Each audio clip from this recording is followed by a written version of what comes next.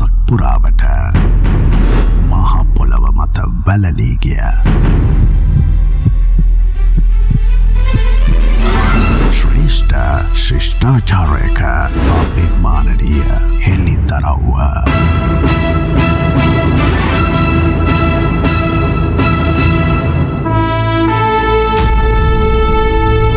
අපට අමතක වගිය අපේ පරපුරේ ලේ උරුමයේ සත්‍ය කතාව රාවණා ආයුෂ බොහෝ වේවා කියලා ඔබව බොහොම ගෞරවයෙන් ආදරයෙන් පිළිගන්නවා සියත ටීවී රාවණා වැඩසටහනට. ඔබ ඊටාම හොඳින් පැහැදිලිව අවබෝධයක් තියෙනවා සියත ටීවී රාවණා වැඩසටහන පිළිබඳව. කිසිම ලාභ ප්‍රයෝජනයක් නැතිව සියත රූපවාහිනිය මේ නාලිකාව මගින් මේ වැඩසටහන කරන්නේ අතීතයේ වටිනාකම් වර්තමාන පරපුරට වගේම අනාගත පරපුරට දායාද කිරීමේ පරම පවිත්‍ර චේතනාවෙන්. ඒ වෙනුවෙන් අපේ විද්වත් මණ්ඩල ගණනාවක් මේ මැදිරිය තුල ඔබත් එක්ක බොහෝ දේ බෙදා හදාගත්ත දැනුම අද ඊටාම ගෞරවයෙන් පිළිගන්නට ඕනේ විද්වත් මණ්ඩලය වෙනුවෙන් සහභාගී වන වැඩසටහන ආරම්භයේ සිට අපට මහා ශක්තියක් වෙච්ච විශේෂයෙන්ම මේ වැඩසටහන වෙනුවෙන් බොහොම දීර්ඝ කාලයක් තිස්සේ පැමිණෙනවා බොහොම දුරක සිට මේ ස්ථානයට පැමිණෙන්නේ ඒ සුවිශේෂ කාරණා එක්ක උන්වහන්සේගේ වැඩවීම අපට බොහොමත්ම සුවිශේෂයි. ගණංගම ජයසුම රාමාධිපති රාජකීය පඬිත පූජනීය මානෑවේ විමල රතන නාහිමිපාණන් වහන්සේ අවසරයි අපේ හාමුදුරනේ තාම ගෞරවයෙන් පිළිගන්නවා.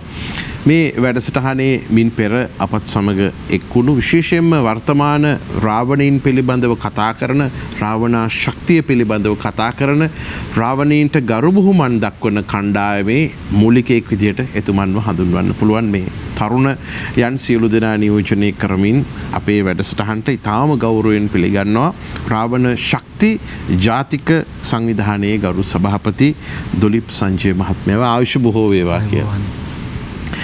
අපේ හාමුදුරනේ දැන් මේ රාවණ ඉතිහාසය දක්වා යන කතාබහේදී බොහෝ තැන් ඔබ වහන්සේ විසින් පැහැදිලි කරලා හමාරයි මේ වන විට.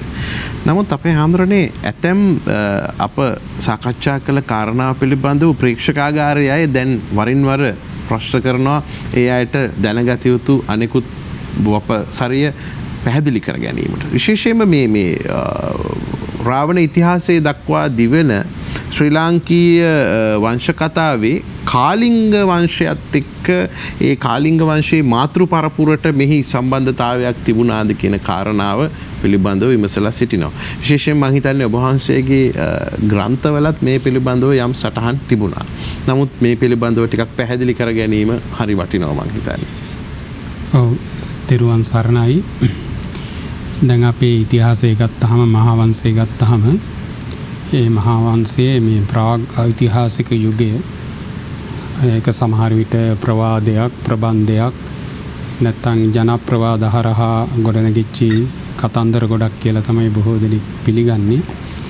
ඒ නිසා මහා වංශයේ මිහිඳු මහරහතන් වහන්සේට මෙහා ඒ ඓතිහාසික කතාව පිළිගත්තත් ඊට එහා තියෙන කතාව පිළිගන්න බොහෝ දෙනෙක් මැලි වෙනවා. නමුත් ඒ මහා වංශයට ඌණ පූර්ණයක් අපි සකස් කරන්න ඕනේ. මොකද මිහිඳු මහරහතන් වහන්සේට පෙර අපේ ලංකාවේ රජ પરම්පරාවක් තිබුණාද කියන කාරණය පැහැදිලිව දැනගන්න. මොකද අපි කිසිම කෙනෙක් ඒ සම්බන්ධයෙන් හොයලා නැහැ. එහෙනම් අපි සොයාගෙන යනකොට අපිට පේනවා නිකන් පැහැදිලි රාජ પરම්පරාවක් අපිට තියෙනවා මේ ඉන්දියාවත් එක්ක බද්ධ වෙච්ච. මේ ඉන්දියාව නැත්තම් මහා ಭಾರತය කියලා කියනකොට හුඟ දෙනෙක් අපිට දොස් කියනවා. මේ ඉංග්‍රීසින් විසින් සකස් කරපු ඉංග්‍රීසින්ගේ ඉතිහාසයකට යටත් වෙලා ඒ සත්‍ය ඉතිහාසය වසලා දානයි කියලා. නෑ අපි ඒ සත්‍ය ඉතිහාසය වසා දැමීමක් නෙවෙයි අපි පැරණි ග්‍රන්ථ පරිශීලනය කිරීමකින් තමයි මේ කරුණු සොයාගෙන තියෙන්නේ. ඉංග්‍රීසිගේ පොතපත අපි කියවලා තියෙනවා. ඇත්තෙන්ම ඒවලින් සනාථ කරලා තියෙනවා. සමහර ඒවා ඉංග්‍රීසියට පරිවර්තනය කරලා තියෙන මේ කරකණ්ඩ චරිතය කියන එක. දැන් කරකණ්ඩ චරිතය කියන එක ඉංග්‍රීසි භාෂාවෙනුත් තියෙනවා, හින්දි භාෂාවෙනුත් තියෙනවා, සංස්කෘත භාෂාවෙනුත් තියෙනවා. තව භාෂාවලට පරිවර්තනය වෙලා තියෙනවා. ඉන්දියානු ඓතිහාසික ග්‍රන්ථයක්. දැන් අපි ඒකම නිදර්ශනයක් හැටියට ගත්තාම මේ ඉන්දියානු ඒ කරකණ්ඩ චරිතය හරහා ඒ අපේ කීරවැල්ල මහත්මයා එතුමාගේ ලේකන්තුමිය විසින් සකස් කරලා තියෙන මේ රාජ පරම්පරාවක්. කියන්නේ මේක සත්‍ය කරුණු මත පදනම් වෙලා ගොඩනගපු රාජ පරම්පරාවක්. දැන් ඊටාම පැහැදිලිම දෙයක් තමයි දැන් ප්‍රාග් ඓතිහාසික යුගය ගැන කතා කරනකොට ලංකාවත් ජම්බුදීපය කියලා අපි කියන්නේ. ජම්බුදීපය කියන මේ වචනේ අපි පාවිච්චි කළාට කමක් නැහැ. මොකද මේ කරකණ්ඩ චරිතයේ ජම්බුදීප කියන වචනය තමයි භාවිතා කරන්නේ. ඊළඟට වේද ග්‍රන්ථවල ජම්බුදීප කියන එක පාවිච්චි කරනවා.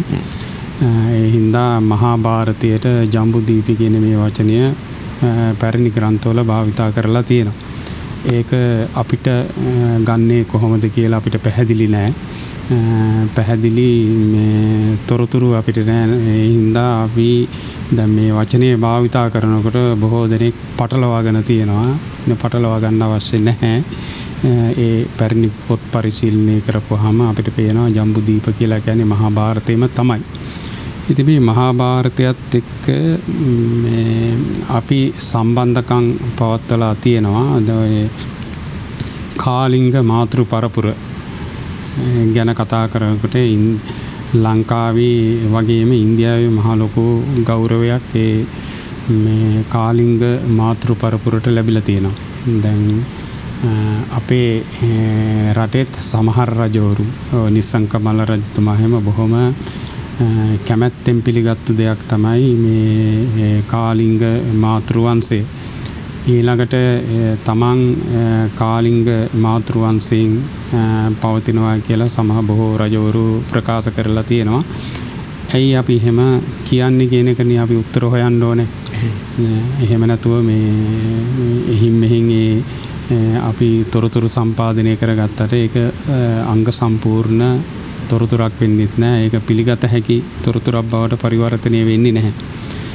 දැන් මේ කරකණ්ඩු චරිතයට අනුව ඒක මට හම්බෙලා තියෙන හින්දි පරිවර්තනයක්.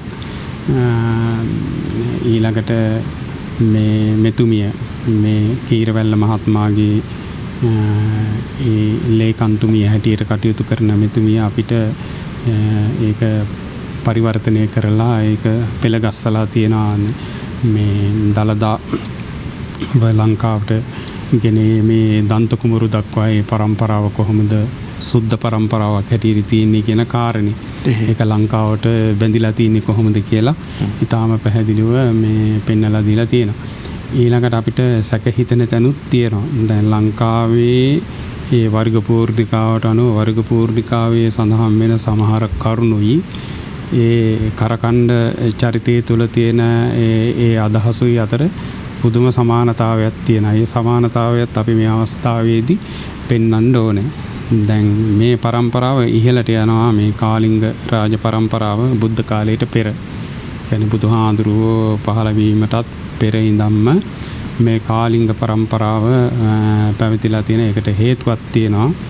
මොකද මේ සිංහල පරපුර කියන එකත් බුදුහාඳුරන්ට කලින් මහා භාරතය තුළ තිබිලයි කියලා මම ඊට කලින් මතක් කරලා තියෙනවා. යම් ප්‍රාන්ත රාජ්‍යයක් තිබුණයි කියලා සිංහල නමින් රජෙක් පවා හිටියා කියලා. ඔව් රජවරු එක්කෙනෙක්නේ රජවරු කීප දෙනෙක් හිටියයි කියලා පැහැදිලි කරලා දීලා තියෙන. ඊට පස්සේ ඒ බුද්ධ කාලේ වෙනකොට ඒ රජවරු විසින් ලංකාවෙන් බිසවරු අරන් ගිහලා යක්ෂ ගෝත්‍රික බිසවරුන් අරන් ගියා කියලා ඒ අය මහ විශාල සේවාවක් ඒ රටට කළා කියලා එහෙම විස්තර කරලා තියෙනවා. ඉතින් දැන් මේ මම මේ අද මාතෘකා කරගන්නේ මේ කරකණ්ඩ චරිතයේන අපේ ඓතිහාසික කතාව. ඒක අපිට බද්ධ වෙන්නේ කොහොමද? ලංකා ඉතිහාසයට බද්ධ වෙන්නේ කොහොමද කියන එකත් මම මේ අතරේ පැහැදිලි කරනවා. දිගටම ඒ කතාව පැහැදිලි කරන්න තමයි මම සූදානම. දැන් මේ මම ගන්නවා බුද්ධ කාලයට පෙර හිටියා රජ කෙනෙක් දදි වාහන කියලා. දැන් දදි වාහන කියන මේ වචනය අපේ සිංහල භාෂාවට ටිකක් සමීපයි වගේ පේනවා. දැන් අපි මේක පරිවර්තනය කළොත් දදි වාහන කියන එක මේ අපි යොදාගෙන තියෙන්නේ කිරිබණ්ඩා කියන වචනේ. දැන් කිරිබණ්ඩා කියන මේ වචනය අපි නාමකරණය මිනිස්සුන්ට නමක් හැටියට දමාපු කාලය කොයි කාලෙද කියලා අපි දන්නේ නැහැ. නමුත් මේකෙත් එක්තරා වංශයක් තියෙනවා. දදිවාහන රජුරෝ. මේ දදිවාහන රජුරෝ ලංකාවේ මේ සිංහල රජ කෙනෙකුගේ දූ කුමරියක් තමයි විවාහ කරගෙන තියෙන්නේ. එයාට කියනවා පද්මාවතී කියලා. දැන් ඔතන මෙන්න මෙහෙම අපේ වර්ග පූර්ණිකාවෙත් වෙන කතාවක් තියෙනවා. නමුත් ඒ වර්ග පූර්ණිකාවේ කතාව ඇත්තෙම පැහැදිලි නෑ. ඒකට අපි මේ ප්‍රබන්ධ කරලා තියෙනවා, මේ අලුතෙන් එකතු කරලා තියෙනවා, අපි අදහස් වගේ දාලා තියෙනවා. ඒ කතාව පැහැදිලි නැතිකම නිසා ඒක නව කතාවක් හැටියට තමයි මම ඒක පද්මපාලී කියලා මේ ලියලා තියෙන්නේ. දැන් ඔය බුද්ධ කාලයට පෙර ලංකාවේ වැඩිම යක්ෂ ගෝත්‍රික ජනතාවක් විසූ ස්ථාන තමයි ඔය මේ ගිරිබා රාජ්‍ය නැත්නම් ගිරිබද්‍ර සෙන්පෙත්තුමා හිටියේ ප්‍රදේශයේ ඊළඟට නීලගිරිය ආදි වශයෙන් මේ ඔය සිතුල් මොකද මේ බිල්පත්තු ප්‍රදේශයේ මේ වෙළඳ මේ මොකද විලඳගොඩ විහාරය අද හඳුන්වන ඒ ස්ථාන විශාල වශයෙන් ජනපද වශයෙන් තිබිලා තියෙන්නේ. මේ මහ දියුණු ජනපද වශයෙන් තිබිලා තියෙන්නේ මේ බුද්ධ කාලයට පෙර තිබිලා තියෙන්නේ මේ යක්ෂ ගෝත්‍රිකයන්ගේ ජනපද. එතකොට දැන් මේ දදිවාහන රජුරෝ බුද්ධ කාලයට පෙර උනාට බුද්ධ කාලයට ආසන්න කාලයක තමයි එතුමා රාජ්‍යත්වයට පත් වෙලා තියෙන්නේ කාලිංග දේශයේ. ඒ රාජ්‍යත්වයට පත් වෙච්ච වෙලාවේදී අගබිසව කරගෙන තියෙන ලාංකික කාන්තාවක් පද්මාවතී කියලා. දැන් මේ පද්මාවතී කියන චිත්‍රපටයට වෙච්ච දේ මතකයිනේ. එතකොට ඉන්දියානු ජාතිකයෝ මේ පද්මාවතීට කොයිතරම් ගරු දක්වනවාද ගරු බුහුමන් දක්වනවාද කියන එක අපිට හොඳට තේරෙනවා. ඊළඟට පද්මාවතී කියන්නේ මට හිතෙන හැටියට ඒ කාලේ දහර සෙබලියක් හැටියට හිටියේ. මේ කියන්නේ තරුණ බවවත් ඉක්මවලා නැති අර ටිකිරි බණ්ඩාර වගේ තරුණ බවවත් ඉක්මවලා නැති දහර දියණියක් හැටියට හිටිය පද්මපාලී කියලා තමයි මට හිතෙන්නේ. මොකද මේ පද්මපාලී මේ පද්මපාලී කියන ග්‍රන්ථයේ මම අනුමාන කරලා ලියලා තියෙනවා. මේ පද්මපාලී අවසානයේදී විවාහ වෙනවා. ඒ විවාහ වෙන්නේ මහගිරි සෙන්පතිතුමත් එක්ක කියලා. ඒ කියන්නේ සිරිපාදේ වර්තමාන සිරිපාදේ ප්‍රධාන රාජ්‍යයේ හිටිය රජතුමත් එක්ක කියලා. එතකොට මේ මහගිරි සෙන්පතිතුමා පිළිබඳව මේ මහගිරි සෙන්පතිතුමා කියලා කියනවා. නමුත් මේ මහගිරි සෙන්පතිතුමාගේ නමක් සඳහන් වෙන්නේ නැහැ. ඒ හින්දා ඒක අපි අලුතෙන් ඒකට එකතු කරලා තමයි මේ කතාව ගොඩනගලා තියෙන්නේ. නමුත් දැන් අපිට පැහැදිලි මේ පද්මාවතී කියන්නේ කවුද කියලා. මේ පද්මාවතී කියලා කියන්නේ අපේ ලංකාවේ මහ විශාල සේවාවක් සිද්ධ කරපු ඒ වගේම විදේශික මේ මහා භාරතයෙන් එන සමහර සතුරු හමුදා එක්ක සටන් කරපු ඒ වෙනකොට කාලබද්‍ර කියලා සෙන්පතිතුමෙක් හිටියා. ඒ සෙන්පතිතුමත් එක්ක මුහුදු සටන් කරපු අභීත සෙන්පතිනියක්. එතකොට මේ සෙන්පතිනිය පිළිබඳව මේ දදිවාහන රජුරවන්ට අසා දැනගන්න ලැබිලා තියෙනවා. ඒ අසා දැනගන්න ලැබිච්ච නිසා තමයි එතුමා මේ ලංකා සිංහල රජුරෝ කියලා තමයි සඳහන් කරන්නේ. මේ සිංහල රජුරෝ කියලා කියන්නේ කවුරුවක්වත් නෙවෙයි, නීලගිරි සෙන්පතිතුමා. ඒ නීලගිරි සෙන්පතිතුමාගේ දියණිය තමයි මේ පද්මපාලී කියලා කියන්නේ. පද්මාවතී කියලා කියන්නේ මට හිතෙන හැටියට පද්මාවතී වෙන්න ඕන ඒ නීලගිරි සෙන්පතිතුමාගේ දියණිය.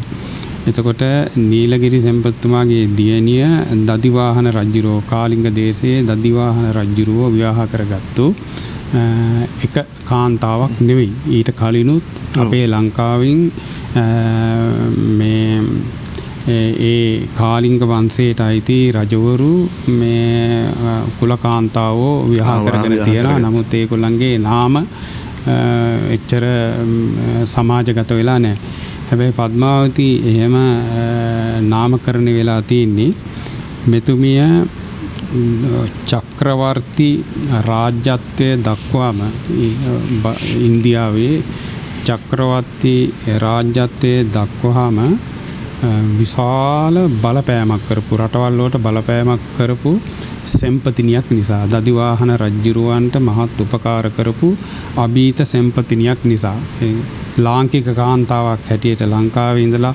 විශාල සටන් ප්‍රමාණයක් මෙහෙලා මේ පද්මපාලි කියන ග්‍රන්ථය කියවන්න ඒකේ බොහොම සත්‍ය කරුණු තියෙනවා. ඉතින් අපි අර නව කතාවක් හැටියට ඒක ලියලා තියෙන ඉතිහාස කතාවක් හැටියට ලියලා නැහැ. එතකොට දැන් අපිට පැහැදිලි මේ කරකණ්ඩු මේ චරිතයත් එක්ක කරකණ්ඩ චරිතයත් එක්ක මේ පද්මාවති කියන මේ චරිතය මුළු දඹදිවම බීතියට ලක් කළ කියන්නේ සටන්කාමිත්වයෙන් බීතියට ලක් කළ ඒ වගේම කාලිංග පරපුර ඉහළටම ගන්න විශාල වශයෙන් මේ කැපකිරීමක් කරපු අභීත කාන්තාවක් හැටියට තමයි අපි සඳහන් කරන්න ඕන. අපි අභිමානයක් ඇති කරගන්න ඕන මේ හැම දෙයක්ම අපේ ලංකාවේ දැන් ඉන්දියාවේ තියෙන මහා විශාල රාජ්‍යයක් තුල තියෙන ওই ප්‍රාන්ත රාජ්‍යයන් අපේ ලංකාවේ ස්ථාපිත කරන්න ගියොත් එහෙම ඒක හරියට අර පොඩි ළමයි අර කොටු පයින්ඩ හදන කොටු ආගේ වගේ පුංචි රාජ්‍යයන් තමයි අපේ ලංකාවේ බිහි වෙන්නේ. ඒ නිසා මේ හැම එකක්ම අපේ ලංකාවට ගෙනල්ලා ස්ථාපිත කරන්න බෑ. ඒ හින්දා මේ ප්‍රාග් ඓතිහාසික යුගයේ තියෙන මේ රජවරු පිළිබඳ ඒ කියන්නේ ලංකාවේ රාජ්‍යත්වයට පත් වෙච්ච රජවරු පිළිබඳවත් ඒ වගේම ඉන්දියාවත් එක්ක ඒ ජම්බුදීපයත් එක්ක මහා භාරතයත් එක්ක අපි සම්බන්ධකම් පවත්වපු ආකාරය පිළිබඳවත් අපි හොයන්න ඕනේ. ඊළඟට දැන් බලන්න දැන් මේ පද්මාවතිගේ පුතා තමයි මේ කරකණ්ඩ කියලා කියන්නේ. දැන් කරකණ්ඩ චරිතය ගෙන්නලා කියවා ගන්න වෙනම හැම කෙනෙකුටම රටේ හැම කෙනෙකුටම. මම බොහොම ස්තුතිවන්ත වෙනවා අපේ කිරියල්ල මහත්මයාට. එතුමා තමයි මට මේ කරකණ්ඩ චරිත කතාව ඉතිහාස කතාව මේ හඳුන්වලා දුන්නේ හාඳුරන්නේ මේක කියවන්න කියලා. එතුමත් වරක මේ ස්ථානයට ගෙනල්ලා අපි සාකච්ඡාවක් කරන්න ඕනේ. එතුමා තුලත් මම හිතන්නේ මේ ඊයේ පෙරේද දවසකත් අපේ නිෂ්පාදකතුමාටත් ඇමතුව මහවත් ඇමතුව ටිකක් අසනීප තත්ත්වෙන් ඉන්නේ කියලා එතුමා කිව්වා. එතුමාටත් අපි නිදුක් නිරෝගී චිරජීවනයේ වේවා කියලා ප්‍රාර්ථනා කරන්න ඕනේ මේ වැඩසටහන වෙනුවෙන් විශාල දායකත්වයක් දීපු කෙනෙක් මුලදී මුල් කාලේ. එතුමත් අපි වරක ගෙන්නාගෙන අනිවාර්යෙන් එතුමා පැමිණෙන්න බලාපොරොත්තු වෙමින් ඉන්නවා ස්වාමීන් වහන්සේ. එතකොට දැන් මේ කරකණ්ඩු කියන මේ රජුරෝ මෙතුමා මේ පුතා තුළ අභිමානීය ගොඩනගන්න මේ පද්මාවති මේ විශාල දැනුම් සම්භාරය ලබාගෙන තින්නේ ලංකාවේ රජ කෙනෙක් හැටියට හිටිය නීලගිරි සෙන්පතිතුමාගෙන්. ඒ සෙන්පතිතුමාගෙන් ලබාගත්තු විශාල දැනුම් සම්භාරය යොදාගෙන මේ කරකණ්ඩ කියන මේ චරිතය ගොඩනගලා තියෙන ඉන්දියාව තුළ. එතකොට මේ ගරුත්වය ලැබෙන්න ඕන මේ අම්මට මේ පද්මාවති කියන බිසවට. එතකොට දැන් මේ කරකණ්ඩු කියන මේ පුතා විවාහ කරගන්නේ මේ ඍෂිවේගා කියලා. මේකේ තියෙන ඍතිවේගා කියලා නමුත් ඍතිවේගා නෙමෙයි ඍෂිවේගා වෙන්න ඕනේ. මේ ඍෂිවේගා කියන කුමාරිකාවත් එක්ක. ඒකට ලංකාවේ ඍෂිවේගා කුමාරිකාව ලංකාවේ රජ කෙනෙකුගේ දූ කුමරියක් හැටියට තමයි සඳහන් වෙන්නේ. මේ ඍෂිවේගා තවත් කුමාරිකාවන් විශාල ප්‍රමාණයක් ගැන සඳහන් වෙනවා. ඒ වගේම අන්තఃපුර ස්ත්‍රීන් පවා මේ ලංකාවෙන් තමයි අරන් ගිහිල්ලා මේ කරකණ්ඩු රජුරෝ ඒ රාජ්‍යත්වය පිහිටවලා තියෙන්නේ.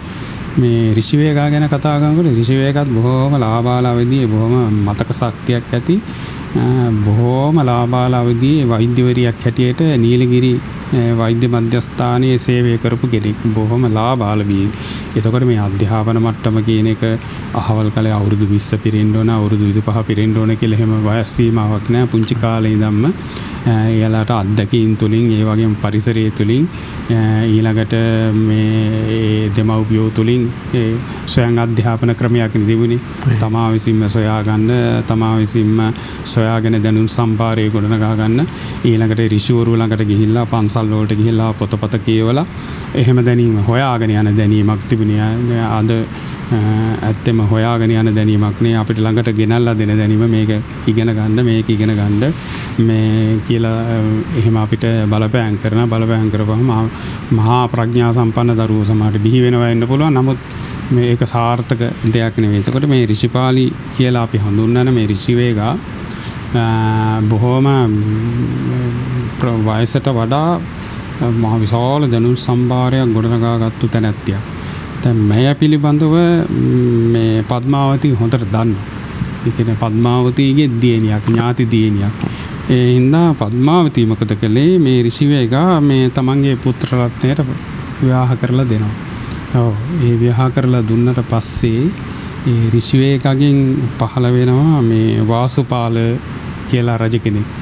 ඒ වාසුපාල රජුරුවන් දැන් මේ රිෂිවේගා කියන මේ කරකණ්ඩු කියන මේ රජුරුවන්ට අක්කා කෙනෙක් හිටියා. ඒ අක්කට කියන්නේ මායාවතී කුමාරී. ඒක කියන්නේ පද්මාවතී කුමාරියගේ දියණියක් ඉන්නවා මායාවතී කුමාරිය. දැන් ඒ මායාවතී කුමාරිය ගැන මම පස්සේ කතා කරනවා. එතකොට මේ රිෂිවේගගේ මේ දරුවෙක් තමයි මේ වාසුපාලය කියලා කියන්නේ කරකණ්ඩ රජුරුවන්ගේ. ඊළඟට ඒ වාසුපාලගේ මේ පුතා තමයි බ්‍රහ්මදත්ත. ඒ කියන්නේ මේ ඔය කසී රට රාජ්‍යත්වයට පත් වෙච්චි ඒ බ්‍රහ්මදත්ත රජුරු. ඒ බ්‍රහ්මදත්ත රජුරුවන්ගේ මේ පුතා තමයි කාරවේල රජුරුවෝ. ඒ කාරවේල රජුරුවන්ගේ පුතා තමයි ගුහසීව රජුරුවෝ. එතකොට එහෙම තමයි මේ ප්‍රාග්ඓතිහාසික යුගයේ ඉන්දියාවේ යම් ප්‍රමාණයකට මේ කාලිංග වංශය ගොඩනැගිලා තියෙනවා. දැන් ඇයි මේ ඒක මම පස්සේ සාකච්ඡා කරනවා. මේකේ ගැටලු ගොඩක් මතුවලා තියෙනවා මේ මාතෘ වංශය පිළිබඳව. එතකොට මේ මාතෘ වංශය විවිධ නම් වලින් හඳුන්වනවා. දැන් මේ මෞරි කියලා. දැන් මෞර්ය කියන මේ එතකොට මේ මෞර්ය කියන මේ පරපුර බලහත්කාරෙන් මේ නම අරගෙන තියනවාද එහෙම නැත්නම් ඒ අයට ඥාතිත්වයක් තියනවාද කියලා අපිට බලන්න නම් අපි ජම්බුද්දීපීය ඓතිහාසික කතා හොඳට කියවන්න ඕන, හදාරන්න ඕන. එකපාරටම අපි මේ කලබල වෙලා එහෙම එකක් නැහැ කියලා කියන්න බෑ. ඊළඟට මෝලිය වංශිකයෝ මේ මෝලිය කියලා වංශයක් තියෙන ඒකත් මෞරිමයි. ඊළඟට ලංකාවේ මේ මෞරි පරම්පරාව, යක්ෂ ගෝත්‍රිකයන්ගේ මෞරි පරම්පරාව. එතකොට දෙමව්පියන් අම්මලාට ගරුත්වය ලබා දෙන, පූජනීයත්වයට ලබා දෙන ඉන්දියානු බ්‍රාහ්මණ සමාජයට වඩා වෙනස් ආකාරී ගෞරවයකින් පිදෙන මාතෘ පරම්පරාවක් ලංකාවෙත් හිටියා. ඒ වගේම ඉන්දියාවෙත් හිටියා. දැන් මේ ඉතිහාසය හොයාගෙන යද්දී මේ කතාව තුළ බොහෝ තැන් අපි අලුත් කරගන්නවා. ඒ වගේම අපේ මතකයෙන් ගිලිහිච්ච තැන් ආයෙ අපිට සිහිපත් කරගන්න, ආවර්ජනය කරගන්න පුළුවන්කම තියෙනවා. දැන් හුඟක් අයට තිබිච්ච ගැටලුවක් තමයි දැන් මේ රාවණා මහා රාවණීන්ගේ සිතුවමක් කොයි කාලෙද අපේ මේ වර්තමානයේ නිර්මාණය වුණේ. විශේෂයෙන්ම අපි අහලා තියෙනවා අර්ජුන අහුබුදු ශූරීන් ඔහුගේ නිර්මාණවලට මහා රාවණින්ව දායක කරගන්නවා. ඔහුගේ වේදිකා නාට්‍ය, ඔහුගේ ගීත සාහිත්‍යයට මේ මහා රාවණීන්ව ඉතාම ගෞරවයෙන් ඇදහූ කෙනෙක් තමයි ඇත්තටම අර්ජුන අහුබුදු ශූරීන් කියලා කියන්නේ. අපේ මේ රටේ හිටපු ශ්‍රේෂ්ඨ ජ්‍යෙෂ්ඨ පඬිරුවණ. දැන් ඒ මතකයත් එක්කම මම කැමති අපේ දුලිප් සංජය මහත්මයා මේ ඉතිහාසය හොයාගෙන යන තරුණයෙක් විදිහට විශේෂයෙන්ම දැන් කාලාන්තරයක් තිස්සේ මේ රාවණා පිබිදීම, රාවණීන් පිළිබඳව හොයන්න පටන් ගත්ත කණ්ඩායමේ පළමු 10 දෙනා අතර ඉන්න කෙනෙක් ඔබතුමා. ඇත්තටම ආරම්භයේදී 10 දෙනෙක්වත් හිටියේ නැති තරමට මේක බොහොම අඩු පිරිසක් හිටියේ. එතකොට මේ රුව, රාවණීන්ගේ රුව පිළිබඳව අදහසක් ඇති වෙන්නේ මේවා හොයාගත්තේ කොහොමද? මේ පිළිබඳව අපිට යමක් තියෙනවා කතා කරන්න. අපි එතනින් අපේ කතාබහ ආරම්භ කරමු. සංජය මහත්මයා. අයුබෝවන්, තෙරුවන් සරණයි. අපේ වන්දනීය පූජනීය මානව විමරතන හිමියන්ගෙන් අවසරයි. ඒ වගේම සියත නාලිකාවට නැවත මට ආරාධනා කිරීම ගැන, මේ රාවණ වැඩසටහනට ආරාධනා කිරීම ගැන ස්තුතිවන්ත වෙනවා. ඇත්තටම මේ අපේ නායක හාමුදුරුවෝ කතා කරනකොට අපි ඇත්තටම වෙනම ලෝකයකට ගියා. අපේ ඉතිහාසයේ කරුණු, අපේ ඉතිහාසයේ කතන්දරය මතු කරනකොට ඇත්තටම මට උන්වහන්සේත් එක්ක ඔය පුත්තලම විල්පත්තු අරහා ඔය විලඳගොඩ රජමහා විහාරයේ යවට කැලේ පීරමින් අපේ උරුමය සොයන්නට අවස්ථාව ලැබුණා. ඉතින් ඇත්තටම මම ඒ භාග්‍ය ලැබ උන්වහන්සේත් එක්කම උන්වහන්සේ කියලා මට ඒ සියලු තැන් අපේ ඒ යක්ෂ ගෝත්‍රිකයන්ගේ ජනාවාසයේ වෙළඳ නගර මට පෙන්නවා. මම ඇත්තට මානයකන්දෙත් ඒ වගේ මානයකන්දටත් අපේ හාමුදුරුවෝ අපිව අපේ කණ්ඩායමක් එක්කගෙන ගිහිල්ලා ඒ සියලු තැන් අපිට නිරීක්ෂණය කරන්න ඒ උන්වහන්සේට ඇත්තටම වැඳ නමස්කාර කරන්න ඕන. උන්වහන්සේගේ ජීවිත කාලය තුළ උන්වහන්සේ වෙනුවෙන් කැප වෙලා අපි වගේ කණ්ඩායම් වලට උන්වහන්සේගේ කිසිම ධනය ගැන ශ්‍රමය ගැන කාලය ගැන හිතන්නේ නැතුව කිසිම වරප්‍රසාදයක් ගැන හිතන්නේ නැතුව උන්වහන්සේ ඒ දැනුම බෙදා දෙනවා. ගැන උන්වහන්සේට පුණ්‍යානුමෝදනාව පිරිනමන ගමන් ඇත්තටම මේ මම එක වචනයක් කියන්න ඕන මේ විලඳගොඩ රජමහා විහාරය ඔය ඔබ වහන්සේ කිව්ව කතා ප්‍රවෘත්ති නීලගිරි මහා සෙන්පතිතුමා සහ ඒ කතා ප්‍රවෘත්තියට අදාළ යම් තොරතුරු ටිකක් මම මේ ඔය විල්පත්තු සංචාරයෙන් පස්සේ මගේ මුහුණු පොතේ සටහනක් විදිහට තබනවා ඡායාරූප සමග. මට හිතාගන්න බැරි වුණ අසංක මේ වෙනකොට 8000ක් පමණ මෙය නරඹ ඒ කියන්නේ නැරඹී ප්‍රදේශ පිරිස නෙමේ ෂෙයා කරලා තිනවා. මේක බෙදා හැරලා තිනවා 8000කට වැඩිය. මම මේ අපේ හාමුදුරුවොත් එක්ක මේ ප්‍රදේශයේ අපි කීප දිනේ සංචාරය කළා. මම කෙටි සටහනක් තිබුවා මේ ඉතිහාසයේ කතන්දරේ මේ ඡායාරූපත් එක්ක. ඒ කියන්නේ මට ඒකෙන් හැඟෙන්නේ අපේ තරුණයෝ සහ අපේ රටේ මිනිස්සු කොතරම් දුරට මේ කාරණා මේ අපේ හාමුදුරුවෝ මේ මතු කරන කාරණා ඇතමෙක්ට මේක ගැටලු සහගත වෙන්න පුළුවන් මේ මොකද්ද මේ කතා කරන්නේ කියලා. ඒ වුණාට මේ ගැන උනන්දුවක් දක්වන පිරිස් කොතෙක්ද කියලා ඒකෙන් හඳුනා ගන්න. කොයිතරම් පිපාසාවකින් දින්නේ කියලා මේ ඉතිහාස කතාව හොයාගන්න. ඔව් ඉතින් කී දහහක් බලන්නේ නැති ලක්ෂ ගාණක් බලන්නේ නැති. ඒකට මේ 8000ක් ෂෙයා කරන කිසිම බූස් කිරීමකින් කිසිම තොරව මේක තමන්ගේ ආයසෙන් තමන්ගේ කැමැත්තෙන් කරන දෙයක්. ඉතින් ඇත්තටම මේ මම ඔබතුමා අහපු ප්‍රශ්නයට එළමෙන්නම් අරිසෙන් අවබෝධ ශූරීන් ඇත්තටම මහා රාවණයන්ගේ මතවාදයේ සමාජගත කිරීම වෙනුවෙන් ඍජුව පෙනී සිටි චරිතයක් අපේ කාලය තුල. හෙළහවුල ඒ කියන්නේ හෙළහවුලේ නයු කුමාරතුංග මුනිදාසගෙන් පටන් ශූරීන්ගෙන් පටන් ගත්තට පස්සේ අරිසෙන් අවබෝධ මහතා එහි යෂ්ටි අතට ගත්තා. ඉන් අනතුරු එතුමා ඔබතුමා කිව්වාගේ මහා සේවාවක් මහා රාවණ හෙළ යුගයේ ඉස්මතු කිරීම වෙනුවෙන් පොත්පත් බොහෝ පිරිසක් නිර්මාණය කරා. ඒ කෘති කීපයක් එතුමාන්ගේ තියෙනවා. සමා වෙන්න මෑත දශක කීපේ ඉපදුණු මේ පුංචි දරුවන්ට තිබ්බ නම් ඒ හෙළ ඉතිහාසයට සම්බන්ධ නම් ඒකත් සුවිශේෂ රාවණීන්ගේ පිබිදීමක්. ඇත්තටම අපේ හාමුදුරනේ එතුමන් නම් තැබීම වෙනුවෙන් ඊටාම ප්‍රකට පුද්ගලයෙක් බවට පත් වුණා මේ රටේ. එතුමා අද ජීවතුන් අතර නැතත් එතුමාගේ දියණිය ඒ කටයුත්ත කරනවා.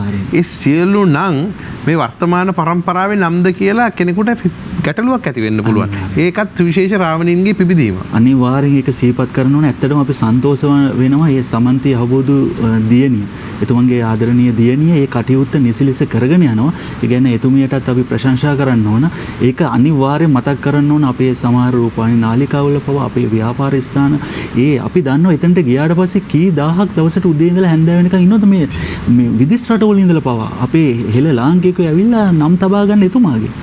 ඒ අපේ තියෙන මේ පිපාසය අපේ තියෙන උරුමය අපේ ඇටමුදුළු වල තියෙන ඒ කැක්කුමට තමයි ඇවිල්ලා මේ නමක් දාගන්න එතුමාගේ. ඉතින් එතුමා කොහොම හරි මේ 1987 දී තීරණය කරනවා අපිත් එක්කත් සාකච්ඡා කරා මහා රාවණයන්ගේ සිතුවමන් නිර්මාණය කරන්න ඕන කියලා. ඒ වෙනුවෙන් මට මතකයි තරුණ දරුවෙක් වැඩි වයසක් නැහැ තරුණ දරුවෙක් යොදා ගන්නවා මේ කාර්යය සඳහා. එතුමාගේ උපදෙස් පිට දිනක් මේ සිතුවම නිර්මාණය කරනවා. මම ඒ සිතුවම දැන් ඔබට මේ පෙන්වන්නම්. මේ තමයි මේ එතුමන් විසින් නිර්මාණය කරන ලද මහා රාවණ සිතුවම. ඇත්තටම මෙහි හැඟෙන්නේ මෙහි යම් මහා රාවණයන් පිළිබඳව මෙහි අඩංගු දේවල් ගැන පොඩ්ඩක් පැහැදිලි කිරීමක් කරන්න. මේ තියෙන්නේ මහා රාවණන්ගේ ඔටුන්නේ තියෙන සූර්ය වලල්ල. මෙහින් කියන්නේ සූර්ය වංශිකයන් කියන එක. එතකොට ඒ වගේම අපි දන්නවා පසු කාලීනව මහා රාවණයන්ගේ මුහුණේ තමයි අපි මුහුණු 10ක් එකතු කරේ. ඒ වුණාට ඇත්තටම මුහුණු 9ක් තියෙනවා ඔටුන්නේ.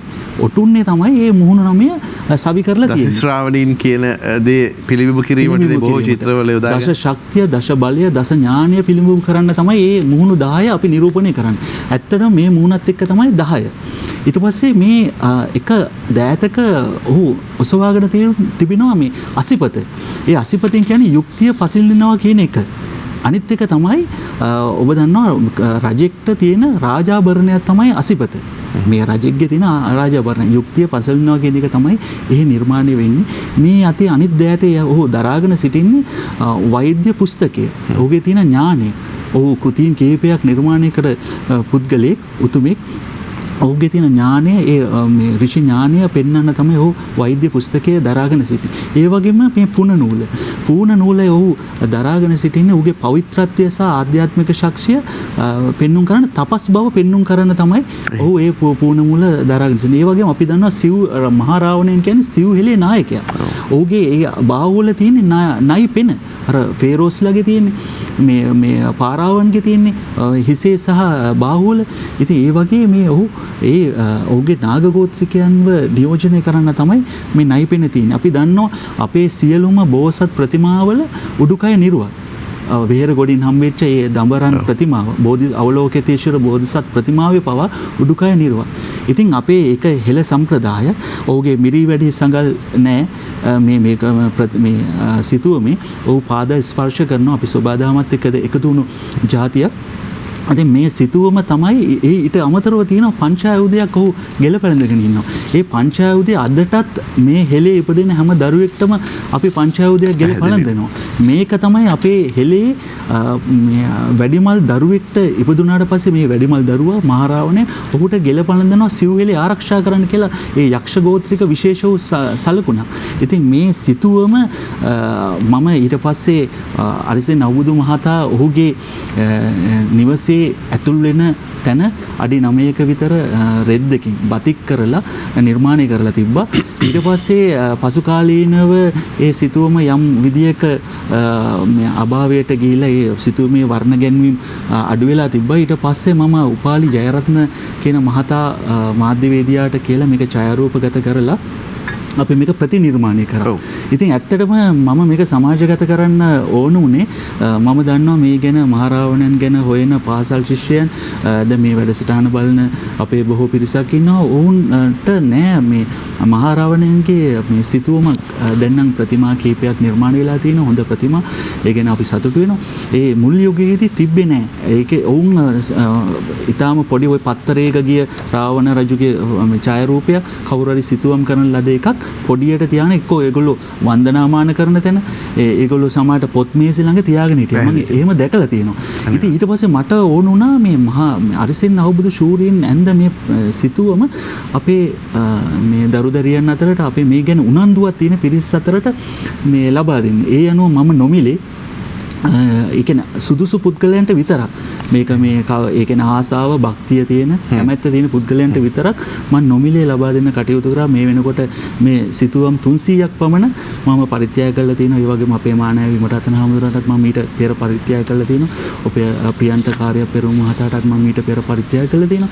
ඉතින් ඇත්තටම මේ මට ඕනුනේ නිවැරදි සිතුවමක් අපේ කමට ඒ කියන්නේ විකෘති නොවුණු මේ දල් දාලා මුහුණු 10ක් තියලා ඒ සාමාන්‍ය විකෘති නොවුණු අපේ කමට ගැලපෙන ඒ බෝසත් රාවණයන්ගේ ප්‍රතිමාවක් සිතුවම සමාජගත කරන්න ඒක මම මේ වෙනකොට කරමින් තියෙනවා.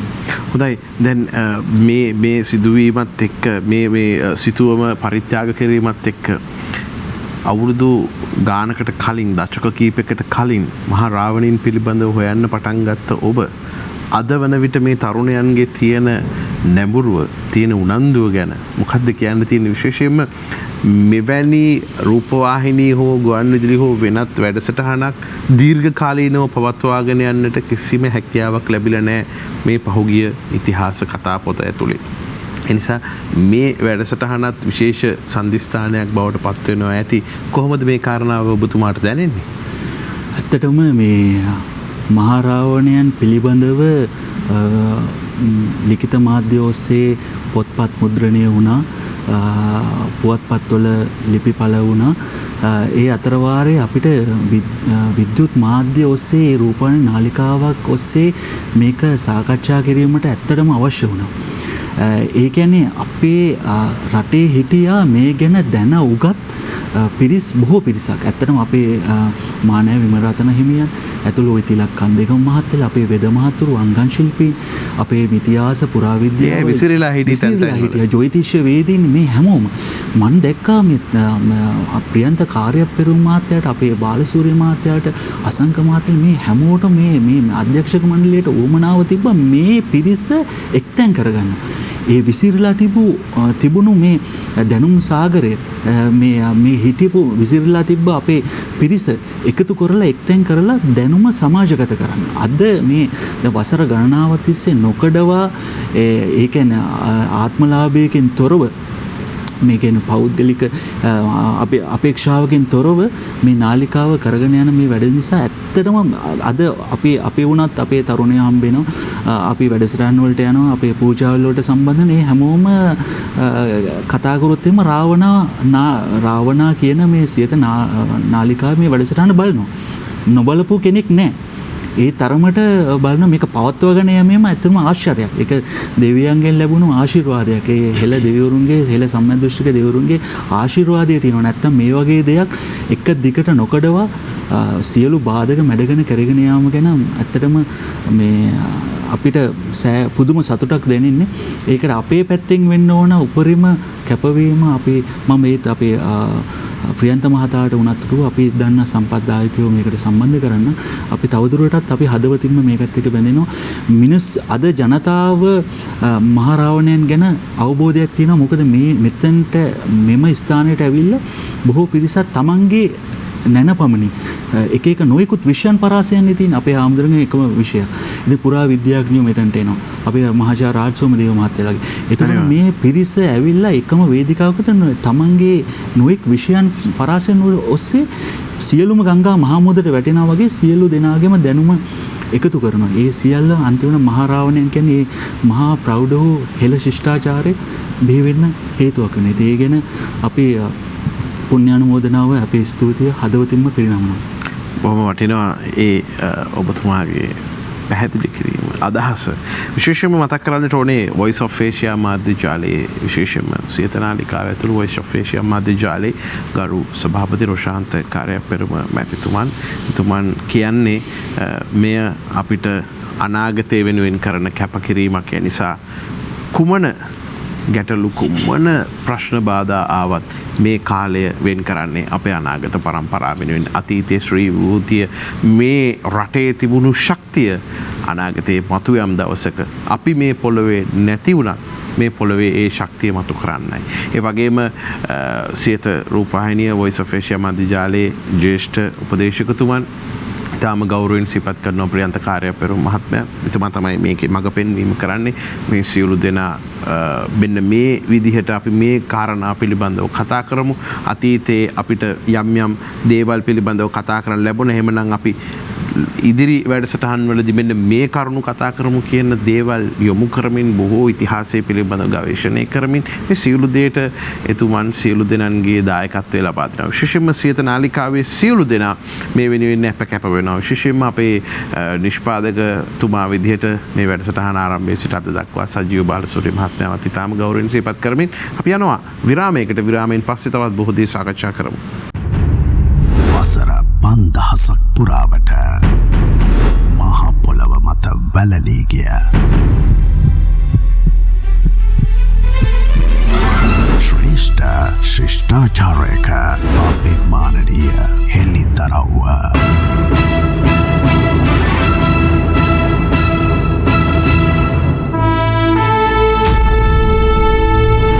අපට අමතක වගේ අපේ පරපුරේ ලේ උරුමයේ සත්‍ය කතාව රාවණා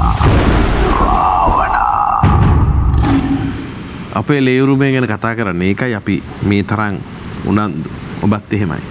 මේ වැඩසටහනට විවිධ කොටස් පිළිබඳ විශේෂයෙන්ම සම්පත්දායකයින් මේ ගෞරවාන්විත මැදිරියට පැමිණෙන මේ සම්පත්දායකයෝ ගැන කතා කරා. ආයතනය ගැන කතා කරා. හැබැයි මේ තරම් දුරක් මේ වැඩසටහන සාර්ථකව කරගෙන යන්න ප්‍රධානතම ශක්තිය වෙන්නේ ඔබ තමුන්නාසලා. ඔබ සියලු දෙනාමත් ඉතාම ගෞරවයෙන් අපි මතක් කරන්නට ඕනේ. අපි ඔබට ආශිර්වාද කරනවා. ඒ වගේම මේ වැඩසටහනත් එක්ක දිගින් දිගටම රැඳී සිටිමින් අපව කියවමින් අපේ අඩුපාඩු අපිට අදහස් අපිට යෝජනා ලබා දෙමින් මේ කරන කාරණාව ඉතාම වැදගත්. අපේ හාමුදුරනේ අද උදෑසන එක්තරා මහත්තයෙක් කතා කරනවා ඕස්ට්‍රේලියාවේ ඉඳලා මේ රාවණා වැඩසටහන අපේ YouTube channel එක ඔස්සේ බලනවා. මේක හරියම වටිනවා. අපිට තමයි වැඩිපුර තේරෙන්නේ අපි මේ රටෙන් එළියේ ඉන්න මිනිස්සු විදිහට අපේ ඉතිහාසයේ වටිනාකම. ඉතින් ඒ අය හැමතිස්සෙම කියන්නේ සියත නාලිකාවට බොහොම පිං මේ කරන කටයුත්තට කියලා ඔබ වහන්සේ ඇතුළු පැමිණෙන සියලු දෙනා පිළිබඳව බොහොම ගෞරවයෙන් කතා කරා. දැන් අපේ හාමුදුරනේ අපි කතා කරගෙන ආවහම මේ විවිධ වංශ කතාව තුළ සූර්ය වංශය කියන එකට විශාල ඉඩක් තියෙනවා. සූර්යයා එක්ක නැගිටින සූර්යයා බැස යනකොට වැඩ කටයුතු අවසන් කරලා නිවෙස් වලට ඇවිල්ලා රාත්‍රී වැඩ ටිකක් කරලා නිින්දට යන සූර්යයාගේ ගමනත් එක්කම අපේ ජීවිත වෙනස් වෙන ජාතියක් අපි. එහෙමනම් සූර්ය වංශය කියලා කියන්නේත් මේ ඉතිහාස කතා පොතේ කාලිංග වංශයටත් වඩා වැදගත් වෙන වංශයක් අපිට. දැන් ඉන්දියාවේ සූර්ය වංශය කියලා කියන්නේ කාලිංග වංශයෙන් බිහිවෙච්ච ඒ කියලා කියන්නේ අපේ ශ්‍රී ලාංකික බිසවරුන්ගේ පරම්පරාවෙන් බිහිවෙච්ච වංශය තමයි සූර්ය වංශය. ඒ සූර්ය වංශයට බුදුහාඳුරු ඥාති සම්බන්ධයක් තියෙනවා. ඊළඟට අපේ පරම්පරාවේ ආරම්භය මේ මණ්ටක කියන පරම්පරාවෙන් ඒ කියලා කියන්නේ කඳුකරා සිරිතව තමයි මේ යස්ස ගෝත්‍රිකයෝ බිහි වෙලා තියෙන්නේ. එතකොට මේ බොහොම ඉතිහාසයේ සොයාගෙන යන්න බැරි තරම්ම පැරණි ඉතිහාසයක් යක්ෂ ගෝත්‍රිකයන්ට තියෙන අය නිසා තමයි අපි හඳුන්වන්නේ රවිසෛල කියලා. රවිසෛල කියලා කියන්නේ ඉරුගල් කියලා කියන්නේ මණ්ටක පරම්පරාව. මණ්ටක පරම්පරාව කියලා කියන්නේ අපි කඳුකාර ආශ්‍රිතව මහා ගැඹුරු වැඩ කරපු ඊළඟට කළුගල් ආශ්‍රිතව විශාල තාක්ෂණය පාවිච්චි කරලා බිල්ඩිං හදපු ඒවට නිදර්ශන තියෙනවා. තාක්ෂණය අද කොතරම් තාක්ෂණ දියුණුවත් අද තාක්ෂණය ඒ තාක්ෂණ ඉස්සරහා දන ගහනවා. දන ගහන්න සිද්ධ වෙනවා ඇත්තෙන්ම. දැන් සමහර අය කියන මේ සමහර ඒකත් මම පස්සේ පැහැදිලි කරනවා මේ හරි ගෝත්‍රිකයි කියලා.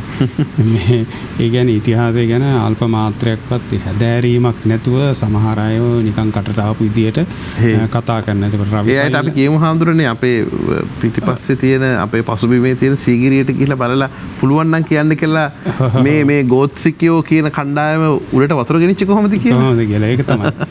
දැන් මේ එතකොට අපි රවිසෛලාස සහ සූර්ය වංශය කියන එක අපි වෙන් කර ගන්න ඕනේ. එතකොට සූර්ය වංශය කියන එකත් හැදි වුණේ අපෙන්මයි.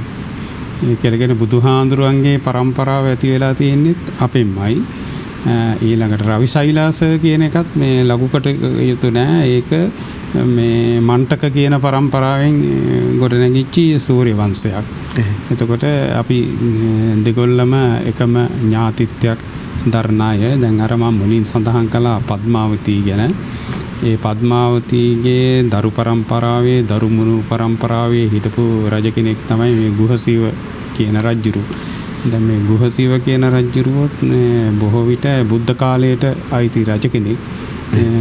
ඊට කලිනුත් සූර්ය වංශය කියන එක මම හිතන්නේ ඔය කාලිංග දේශේම ආරම්භ වෙච්ච දෙයක් තමයි සූර්ය වංශය කියන එක.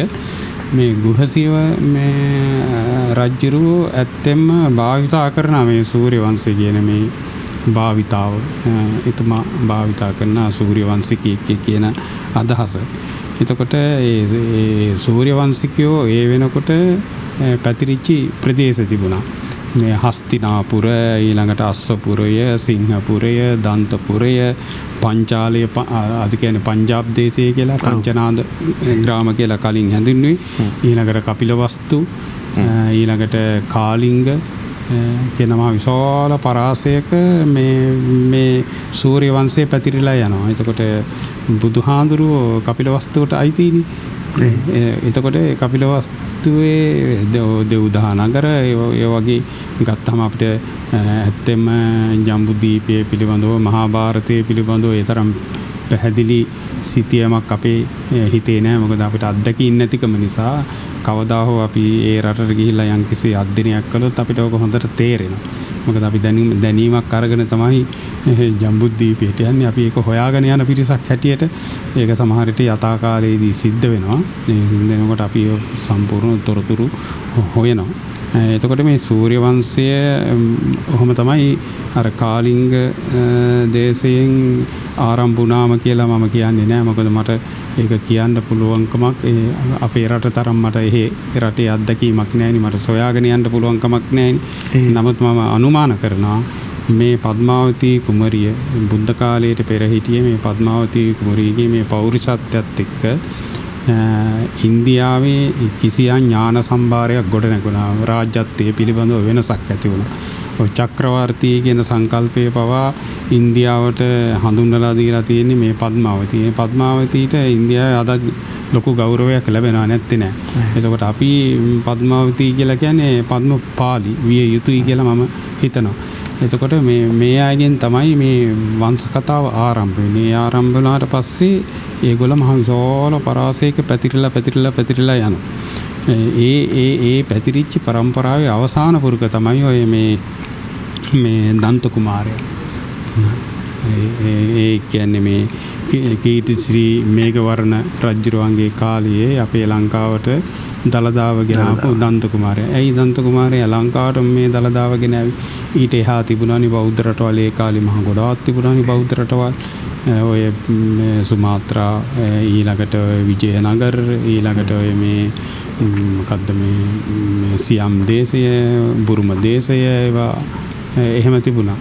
නෑ මේක තමන්ගේම මේක වස්තුවක් හැටියට අග්‍රගණ්‍යයේ වස්තුවක් හැටියට සලකලා මේක තමන්ගේ දේශය කියලා තමයි ලංකාවේ ඒගොල්ලෝ හඳුන්වලා තින්නේ. ඒ තමන්ගේ දේශයට මේක අරන් යන්න ඕනේ කියලා තමයි ලංකාවට අරන් ඇවිල්ලා ඒක පරිස්සම් කරලා තියෙන්නේ. එතකොට ඒ දන්ත කුමාරයාගේ ඥාති පරම්පරාව අද වෙනකොට තහවුරු කරලා තියෙනවා නැත්තේ නෑ. ඒක විද්‍යාත්මකව තහවුරු කරලා තියෙනවා. මේ පරපුරේ අය තමයි මේ ඇත්තෝ කියලා, මේ දළදාව ආරක්ෂා කරපු අය කියලා.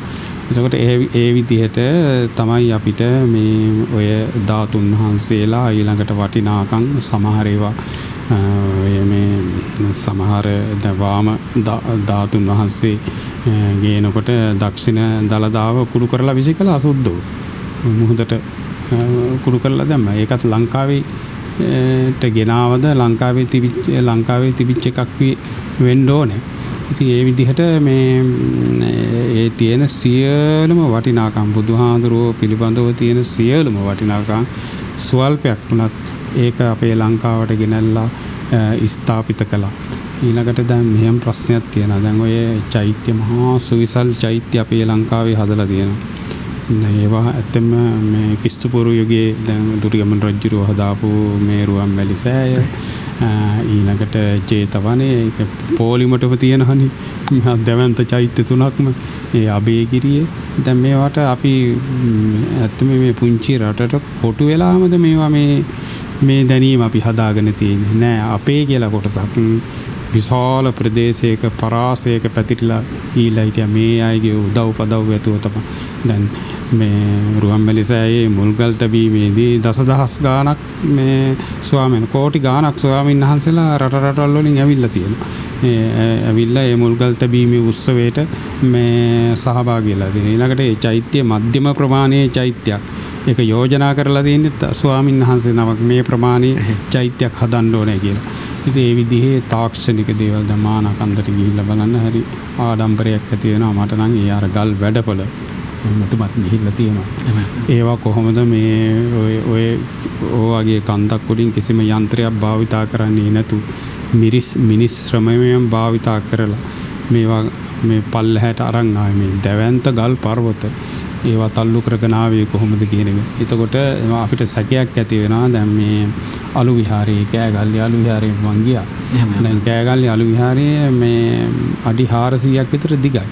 දැන් මට තාමත් මගේ හිතේ සැකේ තියෙන්නේ මේ යක්ෂ ගෝත්‍රිකයෝ යම්කිසි තාක්ෂණික ක්‍රමයක් මගින් මේ ගුහාව හැරුවයි කියලා. අනිවාර්යයෙන්. ඔව්. මේක කෘත්‍රිම ගුහාවක්. ඒකේ ගුහාව හාරලා ඒ ගුහාවෙන් මේ ඉවත් කරපු මහ විශාල පර්වත ඉස්සරහ තියෙනවා වැටිලා. ඒකෙත් අය ගුහා හදලා ගුහා පේලියක් සකස් කරලා තියෙනවා. හැබැයි ඒකට සැක හිතෙන්නේ දැන් සිතුල්පව්වට ගිහිල්ලා බලපුවාම සිතුල්පව්වෙත් ඒ වගේ කෘත්‍රිම ගුහා තියෙනවා. ඊළඟට මේ අපේ මේ පන්සලට ආසන්නයේ තම්මැන්න විහාරයේ තියෙන ඒ තම්මැන්න විහාරයේත් කෘත්‍රිම ගුහා තියෙනවා. මේ ගල කඩලා මහ විශාල දෙවන්ත ගල් පෙරලලා ඒ විදියට ගුහා හදලා. ඊළඟට සමාවෙන්න අපේ හඳුරන්නේ අප්‍රකට කොයිතරම් තැන් තියෙනවද? මේ අපි කතා කරන්නේ සීමිත තැන් කීපයක් පිළිබඳව. අපි ඇත්තම යන්න සූදානම් වෙලා ඉන්නෙත් පෙළඹිලා ඉන්නෙත් අපි දන්න තැන් කීපයකට විතරයි. ඒ දන්න තැන් වලට ගිහිල්ලත් අපි ඒවා පරීක්ෂණය කරන්නේ නැහැ. ඒ උරුමයන්ගේ තියෙන වටිනාකම් අපි හොයන්නේ නැහැ. පොතක් අරගෙන පෑනක් අරගෙන ඒවා සටහන් කරගන්නේ නැහැ. අපේ ළමයි යනවා අපේ බෞද්ධය යනවා අනිත් අය යනවා. හරිම ඛේදනීයයි ඛේදවාචකයක් ඒක. නිකන් ඒ කාලේ දැන් මීට අවුරුදු ගානකට කලින් නම් අපේ හාමුදුරනේ මේ එහෙම පොඩි තිබුණා දරුවෝ දැන් අධ්‍යාපන චාරිකාවකට පවා යද්දි පොතක් අරගෙන දැන් කරන්නේ ජංගම දුරකථනයක් කරන් ගිහලා පින්තූර ගන්නවා. හැබැයි පින්තූර වල තියෙන්නේ මොකද්ද කියන කාරණාව දරුවන්ට වැටහීමක් නැහැ. විශේෂයෙන් මේ වැඩසටහන අරබන අපේ අතීතයේ පිළිබඳව වටිනාකමක් තියෙන අපේ ආචාර්යවරුන් ගුරුවරුන්ට මේ වෙලාවේ පණිවිඩයක් දෙන්න පුළුවන් ඔබ වහන්සේට. ඔව් දැන් අනුරාධපුරේ කියලා කියන්නේ දැවැන්ත මේ පෞරාණික වටිනාකම් වලින් ගොඩනැගිලි වලින් පිරිච්ච තැනක්. අනුරාධපුර නගරය කියලා කිලෝමීටර් 5ක 6ක විතර ප්‍රමාණයක් අර ගල් පාලම දක්වාම පා ගමනින් ගියොත් ගොඩනැගිල්ලක් නැති තැනක් නැති තරමට. හැබැයි එකට එකක් විශේෂයි සුවිශේෂී. ඒ ගොඩනැගිලි වල නිර්මාණ සුවිශේෂී කියලා කියන්නේ මේවා කොහොමද හැදුවේ? මේවා කවුද හැදුවේ? කවුරුවක්වත් පැහැදිලි කරගෙන නැහැ. අපේ පොතකට ඇවිල්ලත් නැහැ. මේ ඊළඟට අපේ ආත්මාභිමානය ඇති වෙන විදිහට මේවා මේ ඊටාම ශනිකව කරුණු ඒකරාශ කිරීමේ වැඩපිළිවෙලකුත් නැහැ. දැන් රුවන්වැලිසෑයට ගියපම රුවන්වැලිසෑය වටේ කැරකිලා එනවා. දැන් වටමලු කියලා අර මේ කොළ පහගෙන තැන් වලත් අපි කරන්නේ ඒ ටිකනේ. හරකා දාලා ඉතින් හරකා ඒ වටේ කරකවාගෙන යනවා. ඉතින් කිසි එක්ක මොන හරි දෙයක් ඉල්ලනවා. ඔව් මට මේවා ලැබෙන්න විභාග. ඔව් විභාග ලැබෙන්න කියලා එනමුත් ඒක අර ඒ තියෙන ඒ වටිනාකම අපි ගන්න. ඒ මම මේ කියන්න ගියේ ඇත්තෙන්ම මේ යක්ෂ ගෝත්‍රිකයෝ මේ සූර්ය වංශිකයේ සහ රවිසෛලාසි වංශිකයෝ දැන් ඒ වංශ දෙක ගැන දැන් අපි අවබෝධයක් ඇති කරගත්තා. මේගොල්ල ප්‍රබල බලපෑමක් ඥානමය පැත්තෙන් මේ ලෝකෙට ප්‍රබල බලපෑමක් සිද්ධ කරලා තියෙනවා. අපි ඒක හොයාගෙන යන්නම ඕනේ.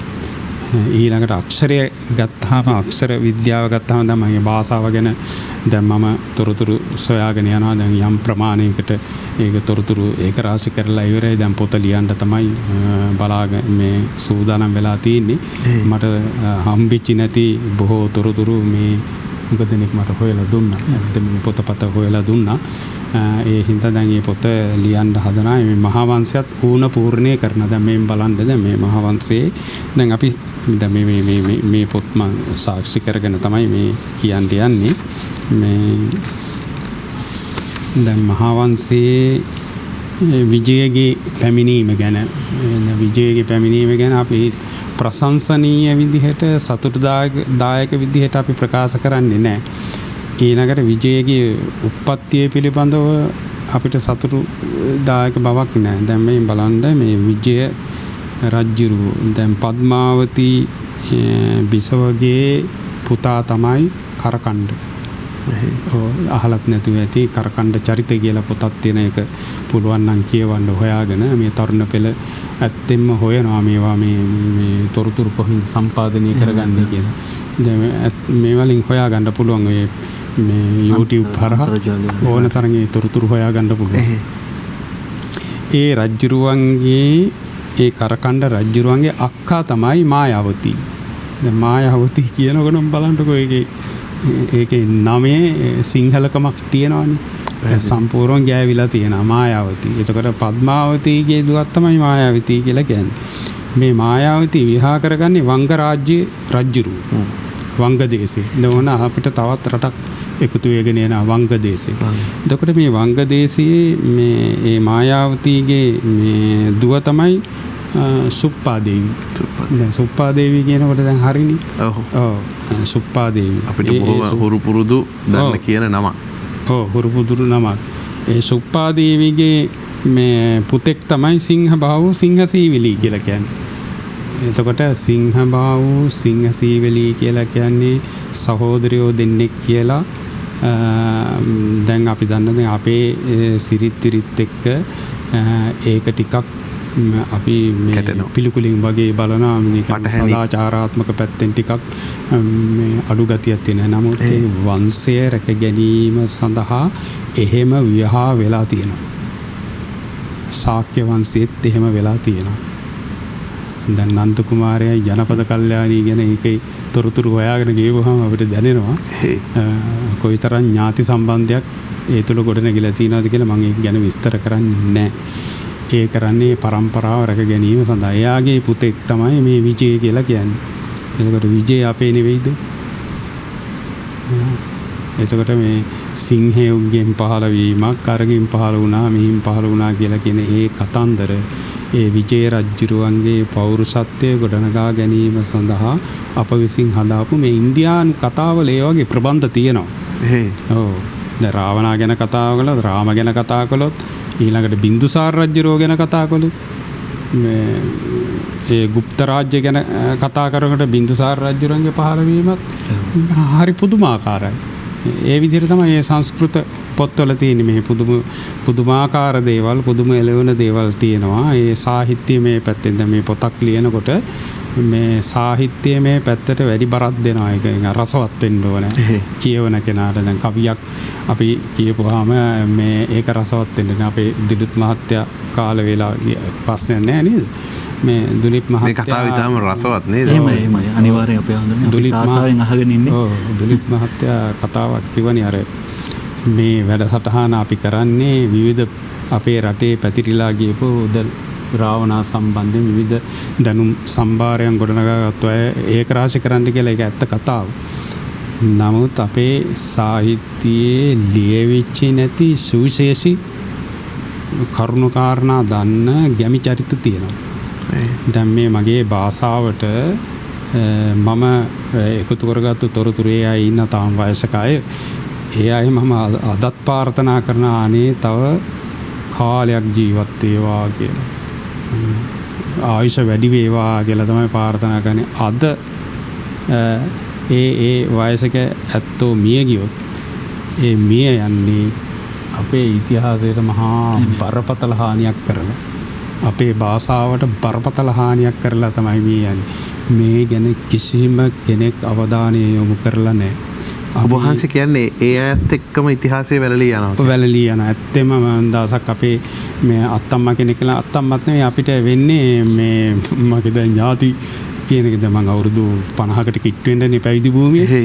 ඉතින් ඒ යනකොට මේ බාලම්මා වෙන්න ඇති වෙන්නේ මේ පුංචි අම්මා ළඟට යන පුංචි අම්මා ඇඳේ වැතිරිලා ඉන්නවා. දැන් මං ආවා කියනකොට එතුමියට ටිකක් ලොකු හයියක් ආවා. ඇවිල්ලා නැගිට්ටා. නැගිටලා කවි පන්තියක් කියාගෙන එතුමියට අර පාලනේ පදයෙන් පදයට කියන්න බෑ. පදයෙන් පදයට කියනකොට අමතක වෙනවා. අපි අර පටිගත කිරීමක් කළේ නෑ. පස්සේ දවසක ඉන්නම් කියලා හිතාගෙන ගියා. ඒ ධාරණ ශක්තිය මා පුදුමාකාර ධාරණ ශක්තිය සමහර අය වයසට යනකොට පිරිහෙනවයි කියන කතාව බොරු. මේ ආධ්‍යාත්මික දියුණුවක් ඇති කරගත්තු මේ ධර්මයේ තුලම හදාarලා දියුණුවක් ඇති කරගත්තු බොහෝ දෙනෙකුට මේ මතක ශක්තිය තියෙනවා. ඉතින් ආය දවසක් මම යනකොට එතුමිය ජීවිතයෙන් සමු අරගෙන එතකොට එතුමියගෙන් ගන්න ඕනෑ කරන කවි 4-5ක් තමයි මම අරගෙන තියෙන්නේ. ඒක කවියක් තමයි අර මේ අර ගිරවෙක් කූඩුවක මම කලින් කිව්වා ඒක. ඒකේ සාහිත්‍යමය අගයක් තියෙනවා. ගිරාපටව දෙන්න කූඩුවෙන් හොට දාගෙන ඉන්නවා. ගිරවිය අත්තක ඉඳගෙන කෑ ගහනවා. තවත් හඩාපන් ගිරවෝ ඒ ලෙසට කියලා. එතකොට මේ පලා නෙලන්න ගියපු මේ දරුවා නිදි කරලා තොටිල්ලේ නිදි කරලා පලා නෙලන්න ගියපු මේ අම්මාගේ මේ කිරියරෙනවා දරුවා ගැන මතක් වෙලා. අනේ මගේ දරුවට හානියක් වෙලා ඇති කියලා. ඉක්මනින් පලා ටික නෙලාගෙන ගෙදරට එනකොට දරුවා තොටිල්ලේ හයියෙන් අඬනවා. ලොකු දුවට ළමයා නලවා ගන්න බෑ. ඒවා කවිවල තියෙනවා. බලන්න ඔය තියෙන සාහිත්‍ය අගය ඒ වටිනාකම කොයිතරම් මානව මහ ගැඹුරු මානව ධර්මයක් හෙළිදරව් කරන ඒ කවි ඒවා ඉවරයි. ඒ අම්මත් එක්ක මේවා වැළලී ගියා. ඒ වගේ අපි ප්‍රාර්ථනා කරනවා මෙන්න මේ වයසක උදවිය තව කාලයක් চিරාත් කාලයක් ජීවත් වෙන්න ඕනේ කියලා ඒගොල්ලෝ තුල තියෙන මේ සාහිත්‍යමය අගයන් අපි උකහා ගන්න ඕනේ. ඒ නිසායි. එතකොට දැන් ඔය ඕක දැන් මෙතුමා කියපු කතාව නිසා තමයි මට මතක් වුනේ. ඒ හින්දා දැන් අපි ඉතිහාස කතාව ගොඩනගාගෙන යනකොටත් භාෂාව ගොඩනගාගෙන යනකොටත් මේ සමහර තැන්වල අපි කතා කරගෙන සාකච්ඡා කරගෙන යනකොට මේ අපේ දේවල් මේගොල්ලෝ පාවිච්චි කරනවා. අපේ භාෂාව කතා කරන සමහර ගැමි වහර එහෙම අපේ ගම ගැමි වහර නෙවෙයි අල්ලපු ගමේ තිබුණේ. ඒ මහා මුතු විදිහේ මේ භාෂා ශෛලින් තිබුණා. ඉතින් ඒවා දැන් අපි ටික හොයාගෙන දැන් අපි මේ පොත නිර්මාණය කරගෙන යනවා. ඒක පොදු භාෂාවක් හැටියට අපි භාවිතා කරලා තියෙනවා කාක්ල භාෂාව කියලා. ඒක ඉන්දියාවේ අපි භාවිතා කරපු සිංහල අය වගේම සිංහල ජනපදවල ඒ ಭಾರತ දේශයේ ඒ හැමතැනම අපි භාවිතා කරපු ඒ භාෂාව පොදු භාෂාව. එතකොට මේ කාක්ල භාෂාව සංස්කෘත භාෂාවද වේද භාෂාවද වෛදික භාෂාවද කියලා නෑ. වෛදික භාෂාව නෙවෙයි.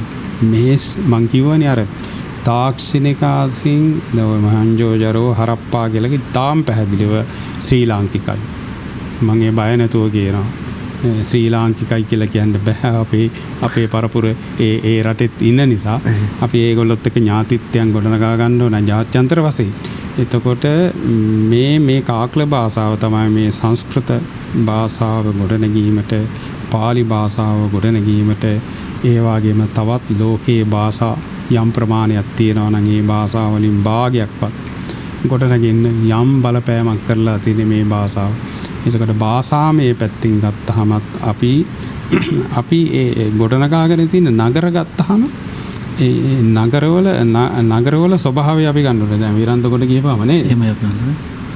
දැන් විරන්දකොට ගියපම දැන් ලෙනක් හැදුවත් ඒ ලෙනේ තියෙන පිළිවෙල ගත්තාම ඇත්තේ මේ නාගරික ඒක දියුණු මිනිස්සු ජීවත් වෙච්චි මේ කියලා කියන්නේ බුද්ධ කාලයට පෙර ජීවත් වෙච්චි මේ ඊටාම දියුණුකම් ඇති පිරිසක් ජීවත් වෙච්චි ප්‍රදේශයක් හැටියට අපිට දැනෙනවා. මේ අකුරු භාවිතා කරලා තියෙන අක්ෂර භාවිතා කරලා තියෙන. ඉතින් එහෙම අක්ෂර තවම කියවලත් නැහැ පුරාවිද්‍යා දෙපාර්තමේන්තුව විසින්. කියවලත් නැහැ, වා කියවලත් නැහැ. ඒකකොට දැන් රාමායනේ අපි ප්‍රතික්ෂේප කරනවා යයන් තැන්වලදී. මේ රාමායනේ කියලා කියන්නේ සාහිත්‍ය පොතක්. ඒක අමුතියෙන් ප්‍රතික්ෂේප කරන්න ඕනේ. අපි කියන්නේ මේ ටික අපි හොයන්න ඕනේ කියලා. මේ විජය රජුරවන්ට සීමා වෙන මිහිඳු මහරහතන් වහන්සේට සීමා වෙන ඉතිහාසයක් ලංකාවේ නැහැ. ඊට එහා ගිය ಭಾರತೀಯ දේශයට විතරක් නෙවෙයි තවත් එහාට ගිය තායිලන්තය, බුරුමය වගේ රටවල්, චීනය වගේ රටවල් වලට දක්වා පැතිරිලා ගියපු මෙන්න මේ භාෂාව වගේම මේ පුරාවිද්‍යාත්මක සාධක අපි හොයාගන්න ඕනේ. එතකොට දැන් මට මේ ගැටලුවක් ඇති වෙලා තියෙනවා විශේෂයෙන්ම අපේ දුලිප් මහත්මයාගෙන් පැහැදිලි කරගන්න. විශේෂයෙන්ම ඔය ලංකාවේ පළමු මේ මෑත කාලීනව මෑත දශක කීපය තුළ මෑත සියවස කියලා ගත්තොත් මෑත සියවසේ පළමු රාවණ පිළිමය පිළිබඳව විශේෂයෙන්ම කතරගම ප්‍රදේශයට ආසන්නයේ පිහිටා තිබෙන කිරිවෙහෙර ආසන්නයේ ඒ පිළිබඳවත් විවිධ මත තියෙනවානේ. විවිධ තැන්වල නිර්මාණය කිරීම පිළිබඳව විවිධ අදහස් තියෙනවා.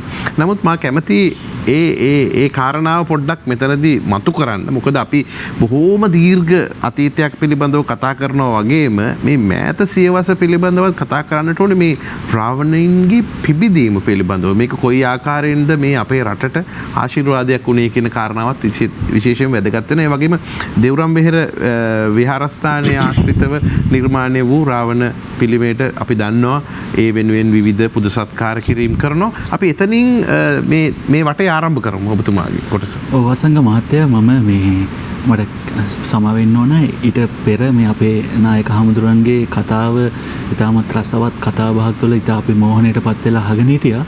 ඒ කතාවේදී ඔබතුමත් ඉස්මතු කරා යමක් ඉතාම වැදගත් යමක්. ඒ තමයි අපේ පාසල් දරුවෝ මෙන්ම අධ්‍යාපන චාරිකා සංවිධානය කිරීමේදී ඒ වගේම අපේ විනෝදචාරිකයි වන්දනා ගමන් සූදානම් කරද්දී අපි හැමදාම යන්නේ එක්ක කතරගම යනවා, එක්ක අනුරාධපුරේ යනවා, එක්ක සීගිරිය යනවා. මං කියන්නේ මේ සීගිරිය අපේ උරුමේ. එතනට යන්න එපා කියන්නේවත් කතරගමවත් මේ අනුරාධපුරේවත් ඒ ප්‍රෞಢ අපේ අනුරජපුරය. ඒක මහා අනුරජවරු 90ක් පාලනය කර අනුරජපුරය කියලා කිව්වේ. අනුරාධපුරේ වුණාට. එතකොට මේ ස්ථාන නරඹන්න නෙමෙයි අපි මේ අවුරුද්දෙත් යනවා ඊළඟ අවුරුද්දෙත් යනවා. එහෙම නෙමෙයි.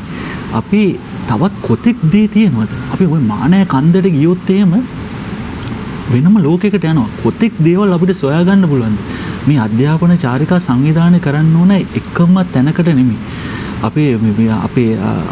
අපේ තරුණයෝ පෙළඹෙන්න මම ඒගොල්ලන්ට ආයාචනා කරනවා මේ සොයාගන්න කූරගල. ඒ බුදුගල වගේ ආශ්‍රිත කූරගල ඒ මහරාවණයන්ගේ ඉන්ද්‍රගිරි පව්ව ඒ අද තියෙනවා පුලස්ති ඍෂි වැඩ සිටි තපස් ලෙන පුලස්ති ඍෂි කූරගල සිට තමයි හිමාලයේ මහා වෛද්‍ය සමුළුවට සහභාගී වෙන්නේ. අහසින් ගමන් කරන්නේ. ඒ අහසින් එතනට ගියාට පස්සේ මේ මහරාවණයන්ගේ ඔසු උයන බලා ගන්න පුළුවන්. ඒ එතනට ගියාම මේ ශක්තියින් ඒ භාවනා යෝගියෝ ඉඳලා හරි අපේ තරුණයන්ට එතකොට මේ රිවර්ස්ටර්න් ආශ්‍රිතව තිබෙන මේ මහරාවණයන්ට ඒ විශ්ව ශක්තිය අපිට ඒකට දැනෙන්න ගන්නවා. ඉතින් ඒකෙන්ද මම කියන්නේ අපිට ඔය මේ ඇත්තනම විශේෂ නිරීක්ෂණය කරන්න ඕන අපේ මානය කන්දට යාබදව තියෙන ඒ ඔක්කොම ඒකාබද්ධ වෙලා තිබ්බේ අපේ රිටිගල වගේ තැන්. මම කියන්නේ අපේ හාමුදුරනේ මේ අපේ වන්දනා සංවිධානය කිරීදී අපේ තරුණයන්ට අපේ අධ්‍යාපන චාරිකා සංවිධානය කරද්දී හැමදාම එකම තැනකට යන්නේ නැතුව අපි මේ මං හිතන්නේ මේ සියත රාවණා වැඩසටහන ඇතුළෙම අපි බොහෝ තැන් කතා කරලා තියෙනවා. ඒ කියන්නේ සැඟවුණු ස්ථාන බොහෝ තැන් අපි ඔය එකක් තමයි වෙළඳකොඩ රජමා විහාරය. බලන්න වටිනවා. මේක මහා ඝන වනාන්තරයෙන් වැසිවුණු වනසිව්පාවුන් සිටින ඊටාම් සුන්දර වූ ඓතිහාසික ගල්ලෙන් තියෙන සෙල්ලිපි තියෙන තවමත් පුරාවිද්‍යාඥයන් කියවාගත නොහැකි සෙල්ලිපි තිබෙන ඊටාම සුරම්‍ය වූ මහා මේ ස්ථාන.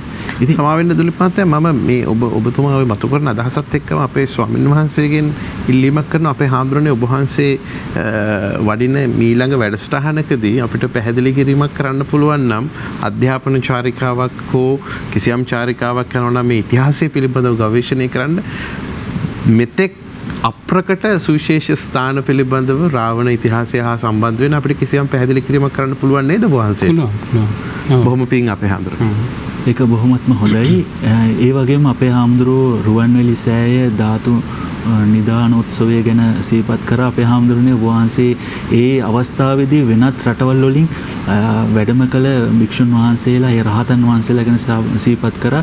ඔබ වහන්සේ අපේ බස අපේ යම් දික්විජය කරපු ඒ සංස්කෘතියක් වෙනත් රටවල් ගැන මතක් කරා. ඇත්තටම ඒ උත්සවයට අපේ හාමුදුරනේ පර්සියාව දැන් වර්තමාන ඉරානයේ ඉරාකෙනුත් වැඩම කරලා තියෙනවා මහරහතන් වහන්සේලා ඇතුළු භික්ෂුන් වහන්සේලා. ඇත්තට මේකත් සිහිපත් කරන්න ඕන එදා. එතකොට අපේ කොච්චර මහා බලයක් මේ හෙළ භූමිය තුල කේන්ද්‍රගත වෙලා තියෙනවද කියලා අපේ හාමුදුරුවෝ. ඔය ඉරානයේ කියලා කියන්නේ මේ සිංහල වචනයක්. එහෙමයි අපේ. ඔව්. අයිරන් කියන එකනේ. අයිරන් කියලා කියන්නේ යක්ෂ ගෝත්‍රික වචනයක්. කුඹුරට කියන්නේ අයිරන් කිය. එහෙමයි අපේ හාමුදුරුවෝ.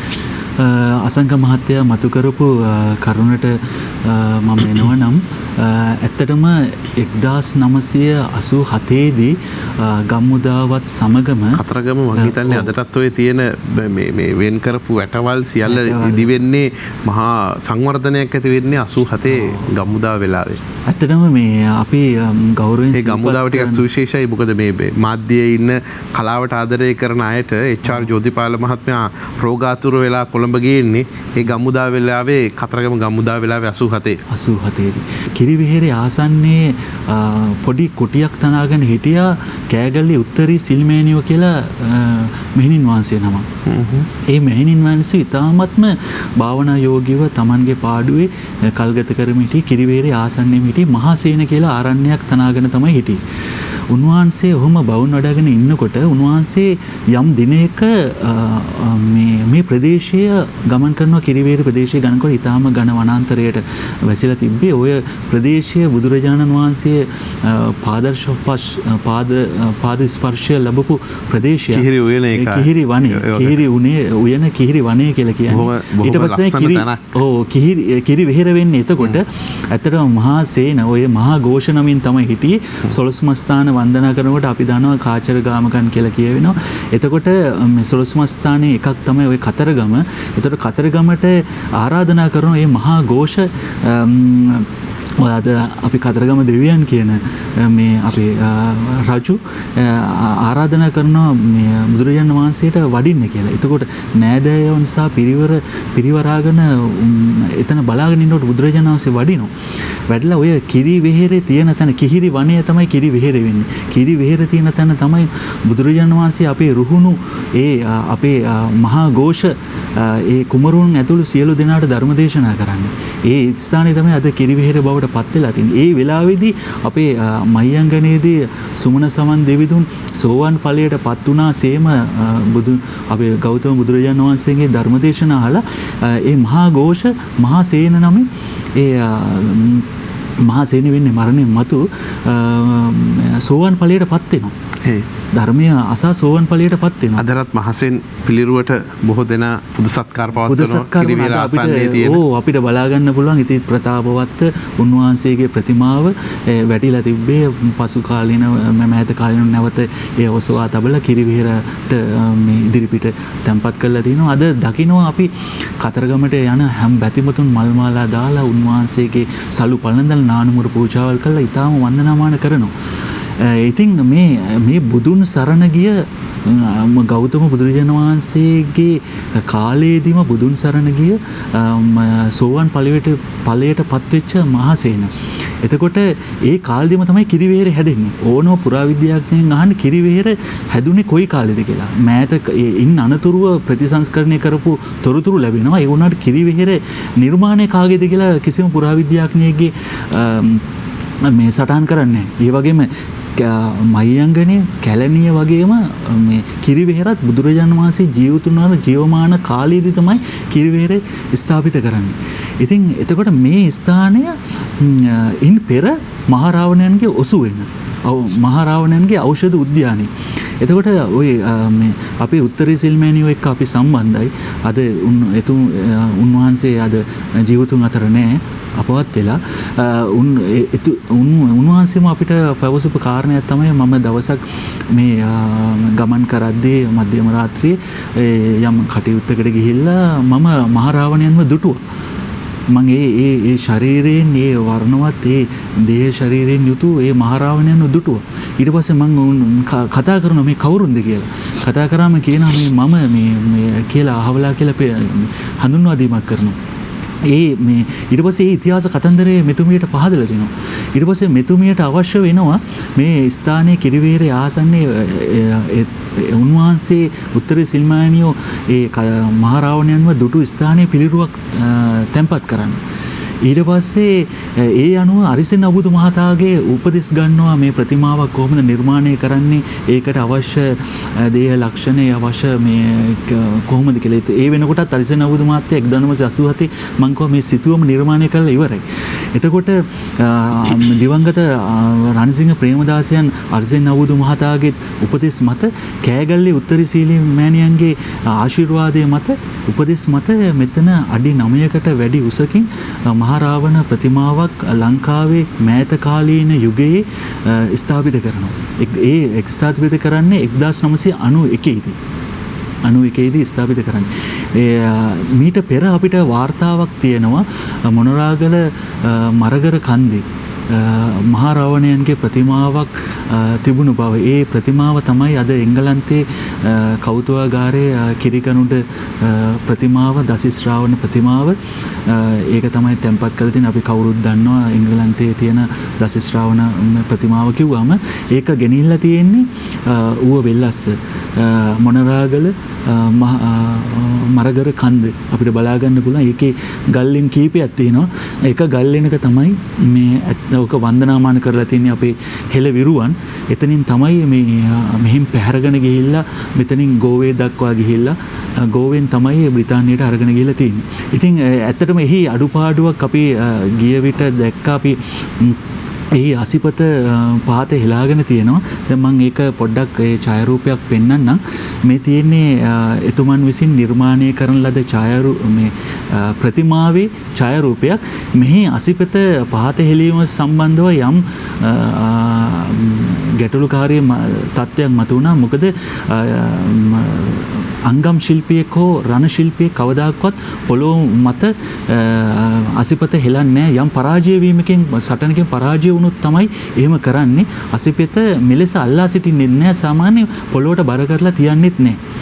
ඉතින් ඒක නිසා අනිත් එක මෙයා මේ සක්විති රජෙක් මෙයාගේ අසිපත ඉහළින් එසවි තියෙන්න ඕන කියන එක. ඒක අතක පුස්කොළ පොත රඳා පවතින ගම. එතකොට ඇත්තටම මේ ප්‍රතිමාව ඊටම ප්‍රතාපවත් දැවැන්ත ප්‍රතිමාවක්. ඊට පස්සේ අපි මේ ගැන උත්තරී කෑගල්ලේ උත්තරී සිල්මෑණියොත් එක්ක කතා කරන උත්තරී සිල්මෑණියෝ අපිට අදහස් කරේ අපි එලෙස නිර්මාණය කරේ මොකද ඉදිරියෙන් තියෙන්නේ කිරිවෙහෙර නිසා ඒකට අගෞරවයක් වෙයි නිසා තමයි අපි අසිපත පහළට හෙළුවේ කියලා. සාමාන්‍යයෙන් රජෙක් අසිපත පහත හෙලන්නේ Taman පරාජයටපත් වුණොත්. ඉතින් අපි උන්වහන්සේත් එක්ක කතා කරමු. උන්වහන්සේ පැහැදිලි කරා පුතා අපිට මේ කිරිවෙහෙර ඉදිරියේ තියාගෙන අසිපත ඔසවාගෙන ඉන්න බෑ. ඒකයි අපි එලෙස කරේ කියලා.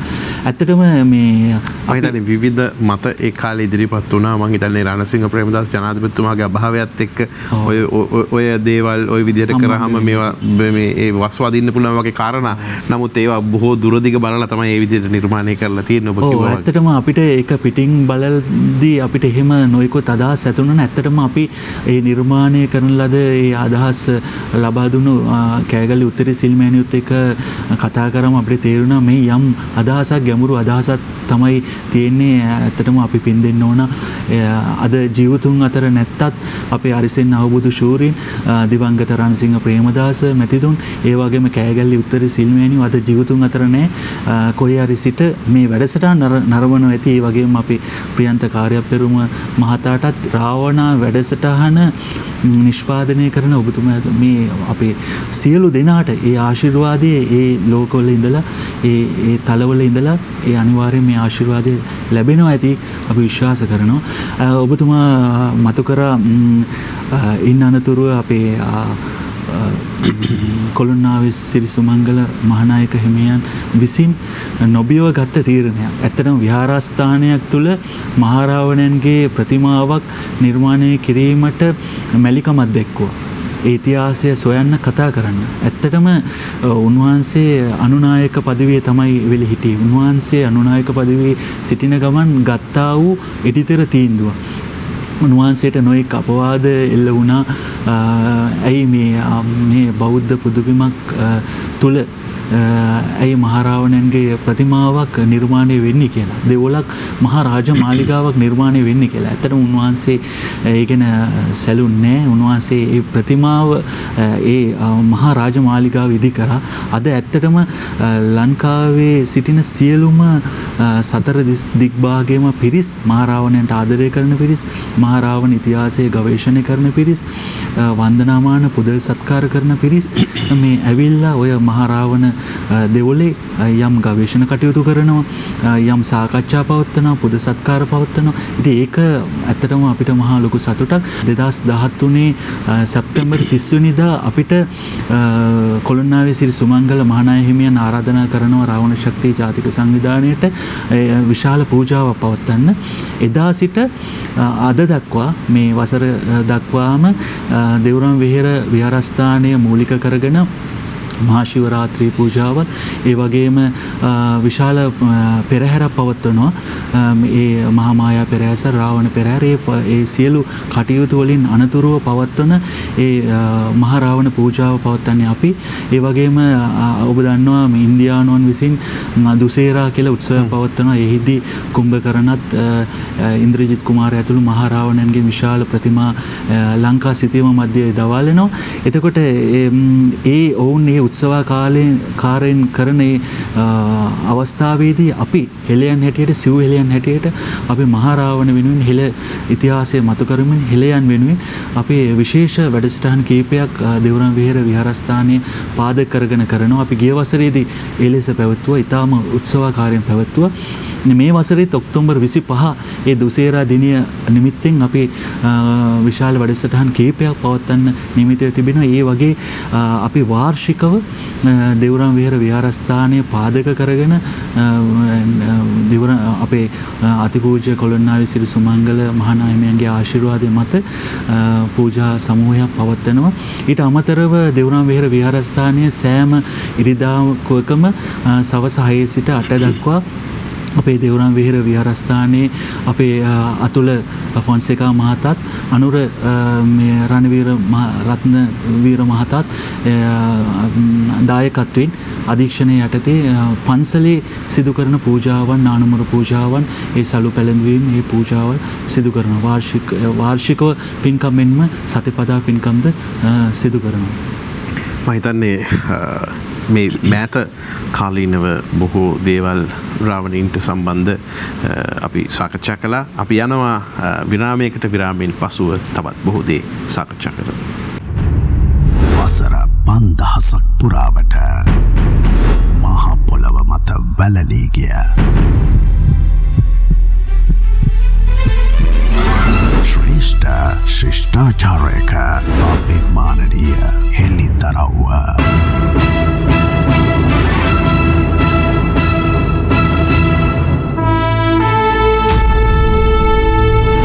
අපට අමතක වගේ අපේ පරපුරේ ලේ උරුමයේ සත්‍ය කතාව රාවණා. අපි දැන් හොඳටම රෑබෝ වෙලා තියෙන්නේ. බොහෝ දේවල් සාකච්ඡා කළා. අවසන් වටය විනාඩි කිහිපයක් අපිට ඉතිරි වෙලා තියෙනවා. ඒ නිසා රාවණ ශක්ති ජාතික සංවිධානයේ ගරු සභාපති දුලිප් සංජය මහත්මයාට අවස්ථාව ලබා දෙන අවසන් වටේ ලැබෙන විනාඩි කිහිපය. විශේෂයෙන්ම දැන් රාවණ පිළිම රුව සම්බන්ධයෙන් ගත්තාම කැලණිය පුදබිමෙත් රාවණ රුවක් තියෙනවා. ඒ පිළිබඳව කතා කරමින් බොහෝ දේ අනාගතයට ඉතිරි කරලා මේ විනාඩි කිහිපය තුළ කතා කරන්න අවස්ථාව ඔබතුමාට. ඇත්තටම මේ අපේ මණියක්කිත නාරජු වෙනුවෙන් නානමුර පූජාවක් පවත්වන සමයේ අපේ කැලණිය විහාරාධිපති මහාචාර්ය මහින්ද සංඝරක්කිත නාහිමියන් දිනක් අපිත් එක්ක සාකච්ඡා කරා මධ්‍යම රාත්‍රියේදී. පුතා අපිට මට කැමති මේ බොහෝ දෙනා මෙතන විභීෂණගේ අඩවිය මේ නාගයන්ගේ භවන කියලා හඳුන්වන්නේ. ඒත් මහරාවණන්ගේ පිළිරුවක් තැන්පත් කරන්න කැමතියි කියලා. මම අදහස් කරනවා මහා රාවණයන් වෙනුවෙන් යමක් මෙතන කෙරෙන්න ඕන කියලා. ඇත්තටම උන්වහන්සේගේ තිබ්බ අදහසක් අනුව තමයි විභීෂණ දේවාලයේ ඉදිරිපිට උන්වහන්සේ විශාල මකර තොරණ නිර්මාණය කරනවා. ඒ මකර තොරණ සුදු පාටින් වර්ණ ගැන්වලා ඒ මකර තොරණ උඩ මහා රාවණයන්ගේ ප්‍රතිමාවක් නිර්මාණය කරනවා. එය වර්ණ ගන්වනවා. එතකොට ඒක මේ මකර තොරණ සුදු පාටින් නිර්මාණය කරලා තියෙන්නේ අතන මහා රාවණයන් ඉස්මතු කරන්න. එතකොට ඒක ඇත්තටම ඉන් අනතුරුව උන්වහන්සේ මේ අවුරුද්දේ මේ 2020 අවුරුද්දේ ජනවාරි වල තමයි උන්වහන්සේ එය විවෘත කළේ. ඉන් ඇතමෙක් යම් මේ ගැන අවබෝධයක් නැතුව හරි මේ ඉතිහාසය පිළිබඳව මේ වැඩි ගැඹුරක් නොදන්නා ඇතැම් පිරිස් මේක විවේචනයට ලක් කරා. ඇයි මේ විභීෂණ අඩවියේ මහා රාවණයන්ගේ මේ පාවා දුන්නු මේ විභීෂණ පාවා දුන්න ස්ථානයේ මේ නාග ගෝත්‍රික භවනයේ යක්ෂ ගෝත්‍රික මහ රජුරන්ගේ ප්‍රතිමාවක් තැන්පත් කරේ කියලා. ඇත්තටම මම ඒ අයට කියන්න කැමති කැලණිය කියන්නේ බුදුන් පහස ලැබපු ස්ථානය. ඒ බුද්ධ පාදස්පර්ශය ලැබපු ඒ පුණ්‍ය භූමිය. එකක්. අනිත් එක තමයි සිව්හෙලේ මහා රාවණයන් කියන්නේ යක්ෂ නාග දේව රාක්ෂණ සිව්හෙලේ නායකයා. උන්වහන්සේගේ ප්‍රතිමාවක් මේ රටේ මේ අස්සක් මුල්ල නෑර ඕනම සුදුසු ස්ථානයක තැන්පත් කරන්න පුළුවන්. අනිත් එක මේ ප්‍රතිමාව තැන්පත් කරලා තියෙන්නේ විභීෂණ දෙවිඳුන්ට ඉදිරිපිටින්. ඒ කියන්නේ විභීෂණ දෙවිඳුන්ට ඉදිරිපිටින් හදපු වෙනම මකර තොරණක. ඒ වගේම විභීෂණ දෙවිඳුන්ටත් උඩින්. ඒ කියන්නේ විභීෂණ දේව ප්‍රතිමාවටත් උඩින් තමයි මහා රාවණ ආශිර්වාදාත්මක ප්‍රතිමාවක් නිර්මාණය කරලා තියෙන්නේ. ඇත්තටම අපි උන්වහන්සේටත් ස්තුති පුණ්‍ය අනුමෝදනා කරන්න ඕන. කැලණිය වගේ කැලණිය කියන්නේ කවදාකවත් ගේට්ටු වහන්න නැති පන්සලක්. ඔබට ගියාම පේනවා කැලණිය වඳින්න එන පිරිස දිවා රාත්‍රී මධ්‍යම රාත්‍රියේ තමයි ගොඩාක් පිරිසක් එන්නේ. අපි සිතුවට රැයට පිරිස නැහැ කියලා. ඉතින් ඒ එන සියලු දෙනාම දකිනවා. මම දන්න ගොඩාක් කලාකරුවන් බොහෝ පිරිසක් මහා රාවණයන් ගැන ගොඩාක් සතුටින් කතා කරා මේ අපේ කැලණිය විහාරාධිපති මහින්ද සංඝරක්කිත නාහිමියන් විසින් ගත්ත මේ ක්‍රියාමාර්ගය. ඇතන උන්වහන්සේක නැවත මතක් කරමින් මේ වැඩසටහනට මට ආරාධනා කිරීම ගැනත් ඇත්තටම අපේ අතිපූජ්‍ය පඬිත අපේ මානව විමරතන හිමියන් සමග මෙවැනි ඉතිහාස සාකච්ඡාවක් මෙලෙස වාඩි වෙලා කතා කරන්න ලැබීම ගැනත් වාග්යක් කොට සැලකනවා. ඇත්තටම මට මේ අවස්ථාව ලබා දුන්න ගැන ප්‍රියන්ත කාර්යපෙරුමාතට ඔබ මාධ්‍ය ආයතනයට බෙහෙවින්ම ස්තුතියි. ඔව් මම හිතන්නේ අවසන් කරන්න කලින් තවත් ගැටලුවක් පැන නගිනවා. කාලය කොතරම් වටිනා වුණත් මේ ප්‍රශ්නේ ඊටත් වැඩිය වටිනවා මට. මේ කැලණිය පුදබිමත් එක්ක තියෙන සුවිශේෂ බැඳීම ඓතිහාසික වටිනාකම් පිළිබඳවත් යමක් සඳහන් කරමු මේ ඔබතුමාගේ කොටස අවසන් කරන්න පෙර. කැලණිය ඇත්තටම අපි හිතුවට විභීෂණ අඩවිය කියලා අපි දැන් ඇතමුන් ඇත්තටම මම මේ ප්‍රශ්නේ අහන්නේ ඒ කණ්ඩායම උදෙසාමයි. ඔව් ඇත්තටම ඇතමුක් මහා රාවණයන් ප්‍රතික්ෂේප කරනවා. මහා රාවණයන්ගේ සොයුරා තමයි විභීෂණ. එතකොට අපිට මේ මහා සොයුරාගේ තැන මේ අනිත් සොයුරාගේ කියන්නේ සොයුරාගේ තැන තමයි අපි මහා රාවණයන්ගේ ප්‍රතිමාව නිර්මාණය කරන්නේ. අපි මේ විභීෂණ දේවාලය බාර ගන්නවා. කැලණිය විභීෂණ දේවාලය ගැන කතා කරනවා. මහා රාවණයන් ගැන කතා කරන්න කැමති නැහැ.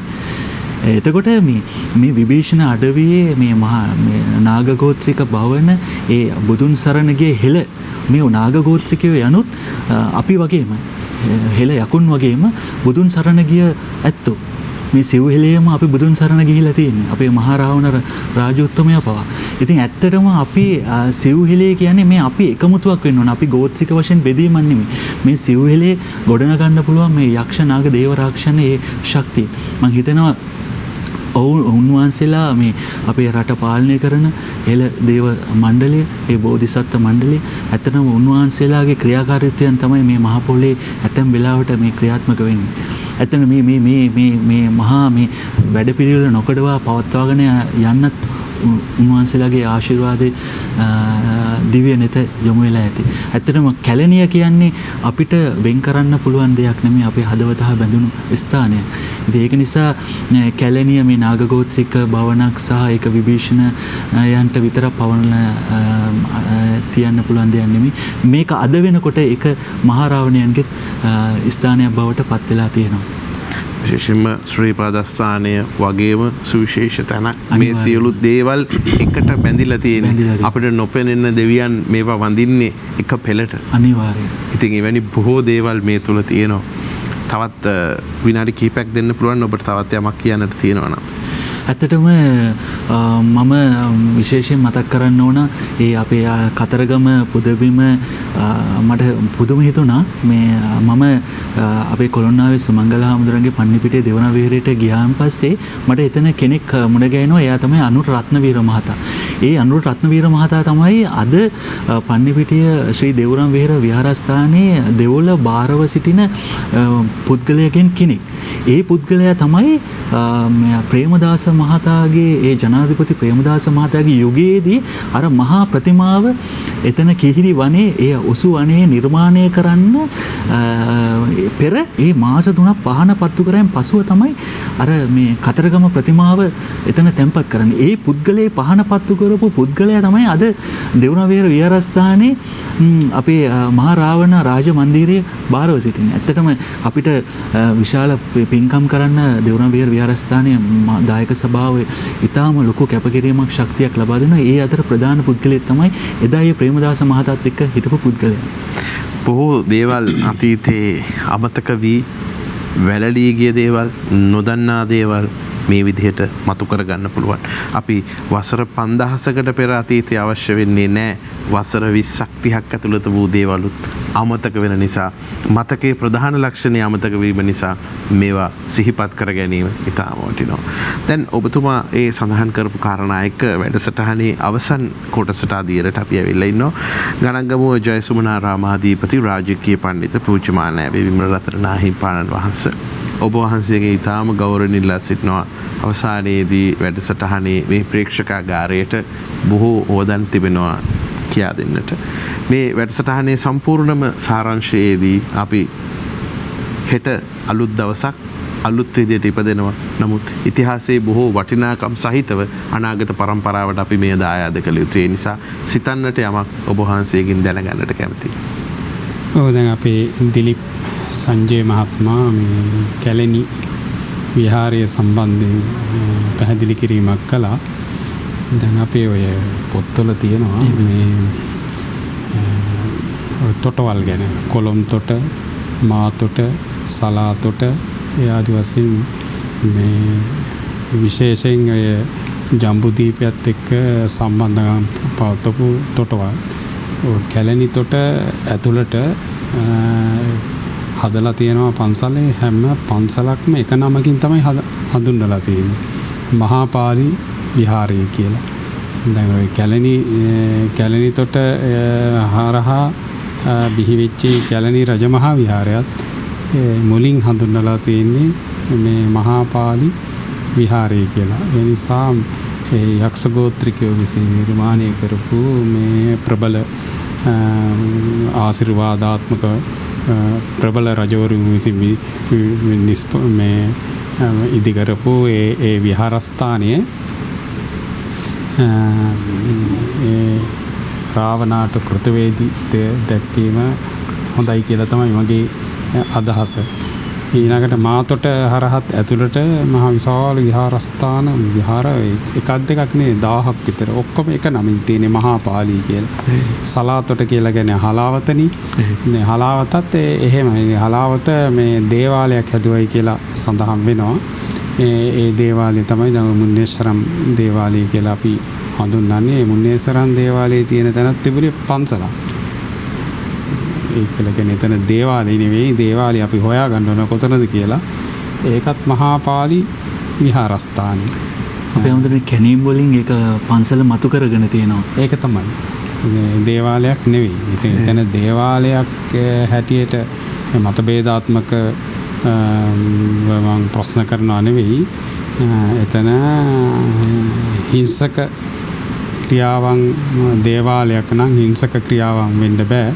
අර පන්සලක කෙරෙන ඒ පුද පූජා ආදිය කෙරෙන විදිහේ වැඩපිළිවෙලක් එතන සිද්ධ වෙන්න ඕනේ කියලා තමයි මගේ මතය. දැන් ඒ විදිහට මේ අපේ රටේ අභ්‍යන්තරයට යන කල්මේ යස ගෝත්‍රික ඒ ජනපදවල ඒ විදිහට මහා පාලි විහාරස්ථාන විශාල වශයෙන් තිබිලා තියෙන ඒවා දැන් බොහෝ දුරට සමහර ඒවා යම් අකරතැබ්බයන් මත යුදමය තත්ත්වයන් මත විනාශ වෙලා ගිහිල්ලා ඒ වුණාට තියෙන ස්ථාන අපි නිවැරදි ඉතිහාසය සොයාගෙන ඒවා නැවත ස්ථාපිත කරනවා නම් හොඳයි කියන එක තමයි මගේ වැටහීම. ඊළඟට මේ දැන් අපි ඥාන සම්භාරයක් ඇති කරගත්තා. දැන් අපි ජන සංස්කෘතිය ගැන අපි කතා කරන්නේ නෑ. බෞද්ධ සංස්කෘතිය ගැන විතරයි අපි කතා කරන්නේ, සාකච්ඡා කරන්නේ. දැන් ජන සංස්කෘතිය ගැන කතා කරපුවාම මේ අපි රාවණා දක්වම යනවා. ඒ කියන්නේ ඒ සිරිත් පිරිත් වල කිසියම් විද්‍යාත්මක භාවයක් තියනවාද කියලා අපි ටිකක් හොයලා බලන්න ඕනේ. දැන් ගස් වලට වදින එක අද කාලේ විද්‍යාත්මකව දැක්කහම දැන් ඒ කියලා කියන්නේ ඇත්තම ජන සංස්කෘතියත් හදාරමින් විද්‍යාව හදාරන කෙනාට ඒක ප්‍රශ්නයක් නෑ. ඇත්තම මෙතන සිද්ධ වෙන්නේ මෙන්න මේ වගේ දෙයක්. ඒක අර විද්‍යාවෙන් අධ්‍යාපනය ලැබලා මිනිස්සයා චරිතවත් කරනවට වඩා ඒ සංස්කෘතිය තුළ චරිතවත් කරන්න පුළුවන්. ඒ මිනිස්සයා හැඩගස්සන්න පුළුවන් මේ සංස්කෘතිය තුළ. ඒ කියලා කියන්නේ දේශීය වෙදකම නිසා දැන් ඔය මෙතෙක් කල් අපි ඉංග්‍රීසි වෙදකමට පරිවර්තනය වෙන්න කලින් අපි යම්කිසි වෙදකමක හිටියන්නේ මෙච්චර කාලයක්. එතකොට මේ මිනිස් ප්‍රජාව, මේ සත්ත්ව ප්‍රජාව ඒ වෙනකොට මෙතෙක් අපි ආරක්ෂා කරගෙන ආවනේ. එතකොට අද මහා ගැටලුවක් තියෙනවා. මේ අද වෙනකොට මේ අභියෝගයක් තියෙනවා මේ සත්ත්ව ප්‍රජාවේ, මේ ජීව ප්‍රජාවේ පැවැත්ම පිළිබඳව. ඒක විද්‍යාත්මකව තහවුරු කරලා නැහැ. විද්‍යාව කියන එක මාත් එක්ක සමහර විට මේ ප්‍රශ්න කරන්න පුළුවන් සමහර ඇත්තෝ. විද්‍යාව කියන එකෙන් බුදුහාඳුරෝ තමයි අංග සම්පූර්ණ විද්‍යාව හොයාගෙන තියෙන්නේ. ඊට එහා කෙනෙක් හොයාගෙන නැහැ. දැන් විද්‍යාව බොරු නම්, බුදුහාරන්ගේ ධර්මයේ බොරු නම්, ඒ අනිච්ච දුක්ඛ අනාත්ම කියන මේ ත්‍රිලක්ෂණ බොරු නම්, ඉන් එහා විද්‍යාවෙන් මරණය වළක්වන ක්‍රමයක් හොයාගෙන තියනවාද? එහෙනම් විද්‍යාව බොරු වෙන්න එපයි. ඊළඟට ලෙඩ වෙන එක වළක්වන්න වැඩපිළිවෙලක් හොයාගෙන තියනවාද විද්‍යාවෙන්? එහෙනම් විද්‍යාව බොරු. ඊළඟට වයසට යන එකට එහෙනම් මේ ලෝකේ පැවැත්ම පිළිබඳව, ඇතිවීම නැතිවීම පිළිබඳව ගැඹුරු අධ්‍යයනය දැන් අභිධර්මයේ හොඳට හදාarලා බලපුවාම ඇත්තෙම අභිධර්මයේ තුල තමයි මේ විද්‍යාත්මක සාධකයේ පැහැදිලිවම හොයලා තියෙන්නේ.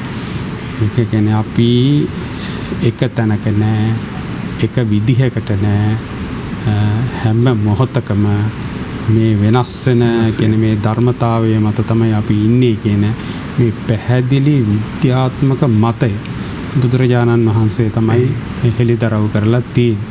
ඒ නිසා මේක ගෝත්‍රික වෙන්න බෑනේ. එහෙනම් ඒ විද්‍යාත්මක මතය තුල අපි ගස් වලට වදිනවා. ඇයි ඒ වදින්නේ? ගෙඩියක් අපිට දෙනවා දැන්. ඊළඟට අපිට කොළපොතු ටික දෙනවා. අපේ ජීවය පැවැත්ම සඳහා. ඒකට අත් දෙක එකතු කරලා හිස නමලා වන්දනමාන කරන එකේ අපි ඇත්තටම ගෝත්‍රික නෙවෙයි. ඇත්තම පරිසරයේ පිළිබඳව දැනීමක් ඇති කරගන්න නම් මේවා දැනෙන්න ඕනේ ළමා මනසට. දැන් පරෝපකාරාය පලන්ති වෘක්ෂා. දැන් ගහ ගෙඩි හදලා ගහ කන්නේ නැහැනේ. කාටද ඒව හදලා දෙන්නේ?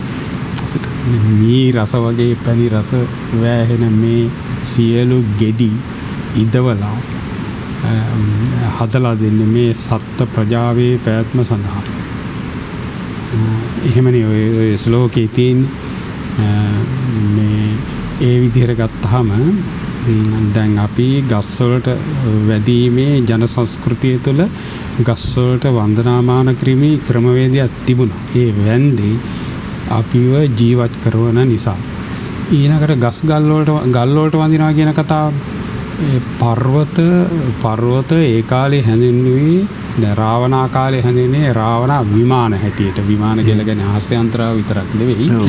ගහකොළත් විමානයක් හැටියට තමයි හැඳින්වුවේ. එතකොට ඒ විමානය තුළ අපිට පේන්නේ නැති මේ අදෘශ්‍යමාන අපිව ආරක්ෂා කරන දෙවියෝ ඉන්නවා. එතකොට මේ පේන්නේ නැති දෙවියා තමයි මේ ස්වභාව ධර්මයේ අපිව සිසිල් කරලා දෙනවා, අපිට වතුර ටික සම්පාදනය කරලා දෙනවා. ඔව් ඔය ටිකනේ ඔය කියන්නේ. දැන් ඕක විද්‍යාත්මකව හැදෑරියොත් ඇයි ඕක ඔලුවට ගන්න බැරි? එහෙම එකක් දෙයියෙක් නෑ කියලා කියන එකද කියන්න ඕනේ. නේ අපි ගන්න ඕනේ ඒක. ඇත්ත මේ අදහස තමයි ගන්න ඕනේ. එහෙම නැත්නම් දෙවියෝ බොරු නම් ඒ අදහසට ගැළපෙන අදහසක් අපි අධ්‍යාපනය තුලින් ලබා දෙන්න ඕන. ගස් කපන්න එපා. අද මොකද වෙලා තියෙන්නේ? අද සම්පූර්ණ කඳුකර පද්ධතියම විනාශ කරලා තියෙන්නේ. මොනවා කිව්වත් සම්පූර්ණ පද නාය යනවා කියලා අපි කියනවා. ඊළඟට ගස් කොළන් ඉදිරිලා වැටෙනවා. ගංගා හිඳිලා යනවා. ගංගා වැඩි වශයෙන් පළල් වෙනවා. අර වේගවත්ව ගමන් කරන ගංගාවක්, හැඩයක් ඇතුව ගමන් කරන ගංගාවක් අපි දැකලා නැහැ. හරිම අශෝභන ගංගාවක් තමයි කුණු වලින් තැවෙරිච්ච දැන් කැලණි ගඟ ගන්නකො. කොයිතරම් පිරිසිදුව ගලාපු ගඟක්ද. දැන් ඒකට බහින්න පුළුවන්ද? අපිට ටිකක් නාගන්න පුළුවන්ද? එහෙම බෑ. ඒ තරම් අපිරිසිදු වෙලා. එතකොට මේකද විද්‍යාව කියලා කියන්නේ. ඇත්තෙම විද්‍යාත්මක සාධකයක් ඕනේ. ඒක ජන සංස්කෘතියත් එක්ක තමයි අපි මේ ළමයිට මේ අධ්‍යාපනය ලබා දෙන්න ඕනේ. ඇත්තෙම අධ්‍යාපනයේ වැරද්දක් තියෙනවා. භාෂාව උගන්වන්නේ නැහැ. සිංහල භාෂාව නේ. සිංහල භාෂාවත් එක්ක කැටි ගැහිච්ච සිරිතක් තමයි, කැටි ගැහිච්ච දෙයක් තමයි මේ ජන සංස්කෘතිය. ඒ කවිය තුළ තමයි මේ ජන සංස්කෘතිය ඉස්මතු වෙලා තියෙන්නේ. ඉතින් ඇයි මේ ළමයිට මේක රඳාපවතින අත්තිවාරමත් එතන තියෙන්නේ. ඔව් එතන තමයි අත්තිවාරම තියෙන්නේ. එතකොට අපි දැනීමෙන් අඩු පෝෂණයක් ලබන පිරිසක් කියලා සමහර අයට හිතෙන්න පුළුවන්. මේ ඉංග්‍රීසි අධ්‍යාපනයේ බටහිර අධ්‍යාපන ක්‍රමය ලබාපුවාම අපි මහා අඩු ජාතිය ඒවා නොලබාපුවාම අඩු කෙනෙක් වෙන්න පුළුවන් කියලා කියන්න බෑ. ඒක ආත්ම අභිමානයක් ඇති කරගන්න නම් මේ මිනිස්සු විසින් ඉදි කරපු මේ වැව් තටාක පාරමිතාව පුරණ හැටියට තමයි රජ්ජුරුවෝක ඇති කළේ. ධර්මයේ තියෙනවා පාරමිතා පුරනකොට බුද්ධත්වයට පත් වෙනවා කියලා. රජ්ජුරුවන්ට ප්‍රයෝජනීය ගන්න නෙවෙයි වැව හැදුවේ. අනාගතයේ යම් ප්‍රමාණයක් බිහි වෙනවා නම් ඒ බිහි වෙන හැම ප්‍රජාවකටම ප්‍රයෝජනීය ගන්න තමයි මේ වැව් තට අවුරුදු 1000 ගානකට 2000 ගානකට එහා හදාපු වැව් වලින් අද ප්‍රයෝජනීය ගන්න. සමහර කර්මාන්ත හදලා තියෙන කර්මාන්ත අවුරුද්දක්වත් තියාගන්න පුළුවන්කම තියනවාද? කොයිතරම් කෝටි ගණන් වියදම් කරලා අද ඒ වලින් මොනවාද ගන්නෙ? රැකියාවක් ලබා දෙන්න පුළුවන්. ඉතින් රජ්ජුරුව ඒක තමයි අපි කියන්නේ. ඕනෑම මැති ඇමති කෙනෙක් මම මේ දෝෂයක් කියනවා නෙවෙයි. වැඩක් කරන්න, ලස්සන පැහැදිලි වැඩක් කරන්න පාරමිතාවක් හැටියට ප්‍රතිලාභයක් බලාපොරොත්තු වෙන්නේ නෙවෙයි. අපේ හඳුරන්නේ මට ඔය කතාව කියනකොට ඔබ වහන්සේ මතක කරපු කාරණාවත් එක්ක දැන් මතක් වෙන්නේ දැන් රාවණීන් වෙනුවෙන් අපි කතා කළා වර්තමානයේදී මොනවද කරන්නේ? අපේ වගකීම අපි ඉෂ්ට කරනවද? ඒ අවුරුදු ගානකට කලින් හදපු රාවණා පිළිම ඇරෙන්න රාවණින් වෙනුවෙන් මොනවද අපි කරලා තියෙන්නේ, මොනවද කරන්නේ කියන කාරණා. විශේෂයෙන්ම ඉන්දියාවේ අග්‍රාමාත්‍යවරයා විශාල රාමාගේ පිළිරුවක් සහිත ස්ථානයක් නිර්මාණය කරනවා. මේ කලබලේ, මේ හදිසියේ මොකද මෙහි රාවණීන්ගේ නැගී සිටීමත් එක්ක මේ වැඩසටහන වුණත් මං හිතන්නේ මුළු ලෝකෙම නරඹනවානේ. වැඩසටහන් ගණනාවක් වසර දෙකකට වැඩි කාලයක්. මේ සියලු දේවල් දිහා බැලුවහම අපි පරක්කු වෙයිද අපේ හාමුදුරනේ? අපි ප්‍රමාදයිද? අත්ත වශයෙන්ම ප්‍රමාදයි. ඇයි මේ දැන් මේ අද මේ මොහොතේ ඉඳන් පටන් ගන්න ඕන දේවල් මේවා. මේ දැන් අපි මහා ගව් ගානක් දැන් ආපස්සට ගිහිල්ලා තියෙන්නේ. අපිට ආය නැවතවතාවක් ඉස්සරහට එන්න පුළුවන්ද කියන ප්‍රශ්නයකුත් තියෙනවා.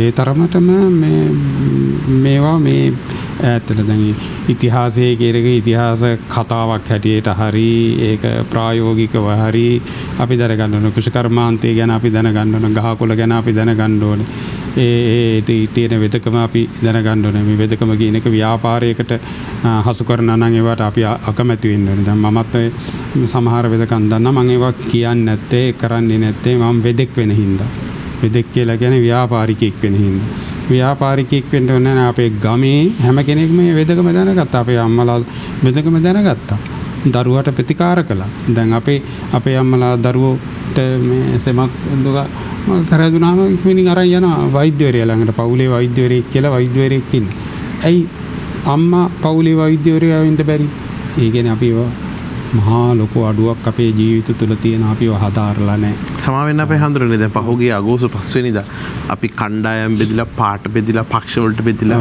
මේ රටේ මැතිවරණයක් තියද්දි ඉන්දියාවේ අයෝධ්‍යාවේ ලෝකේ විශාලතම රාමා වෙනුවෙන් දෙවලක් ඉදි වෙනවා අග්‍රාමාත්‍යවරයා ඒ වෙනුවෙන් මුල් ගල තියෙනවා ඒක තමයි දැන් අයෝධ්‍යාව කියලා දැන් අයෝධ්‍යාව ගැන අපි කතා කරවම ඉතිහාසයේදී අයෝධ්‍යාව මේ සිංහල දේශයට බොහොම සමීප රටක්. ඊළඟට ඒගොල්ලෝ ඒ විතරක් නෙවෙයි ලංකාවෙත් ඇවිල්ලා සීතා එළිය නුවර එළිය කියන ස්ථානවල ඒගොල්ලෝ ඒ අපිට ප්‍රශ්නයක් නෑ රාමා වෙනුවෙන් ඒගොල්ලෝ වන්දනාමාන කරනවා. අර මේ අපි මේ රාවණ චරිතය කියන එක ඇත්තෙම ඒක බොරුවක් නම් ඒක රාමායනයේ තුල තියෙන අසත්‍ය කතාවක් නම් මේ ඔය රාමායනයේ තුල තියෙන දේවල් ලංකාවේ ස්ථාපිත වෙනවටත් අපි විරුද්ධ වෙන්න ඕනේ නැත්තෙම ඒක ආගමික ගැටුමක් ඇති වෙනවා නම් අපි ඒ පිළිබඳව ඥාන සම්පන්නව ප්‍රඥා සම්පන්නව ඒකට මුහුණ දෙන ක්‍රමවේදයක් අපි හොයා ගන්න ඕනේ. සමාවෙන්න අපේ හඳුරන්නේ දුලිප් මහත්තයා යමක් කියන්න උත්සාහ කරනවා. ඇත්තටම මේ කතා බහට යමක් එකතු කරන්න ඕන අපි ඉන්දියාවේ නුවන් රජු ඉන්දියාවේ අගමැතිතුමා එලෙස කටයුතු කරද්දී දැන් අපි දන්නවා අපේ පුරාවිද්‍යා කොමසාරිස්තුමා පවා මේ වෙනකොට උත්සාහ කරනවා මේ මහා රාවණයන්ගේ මේක මිත්‍යාවක් හිතලුවක් විදියට මේකේ පුරාවිද්‍යාත්මක සාක්ෂි සාධක නැහැ වගේ අදහසක් දක්වන්න.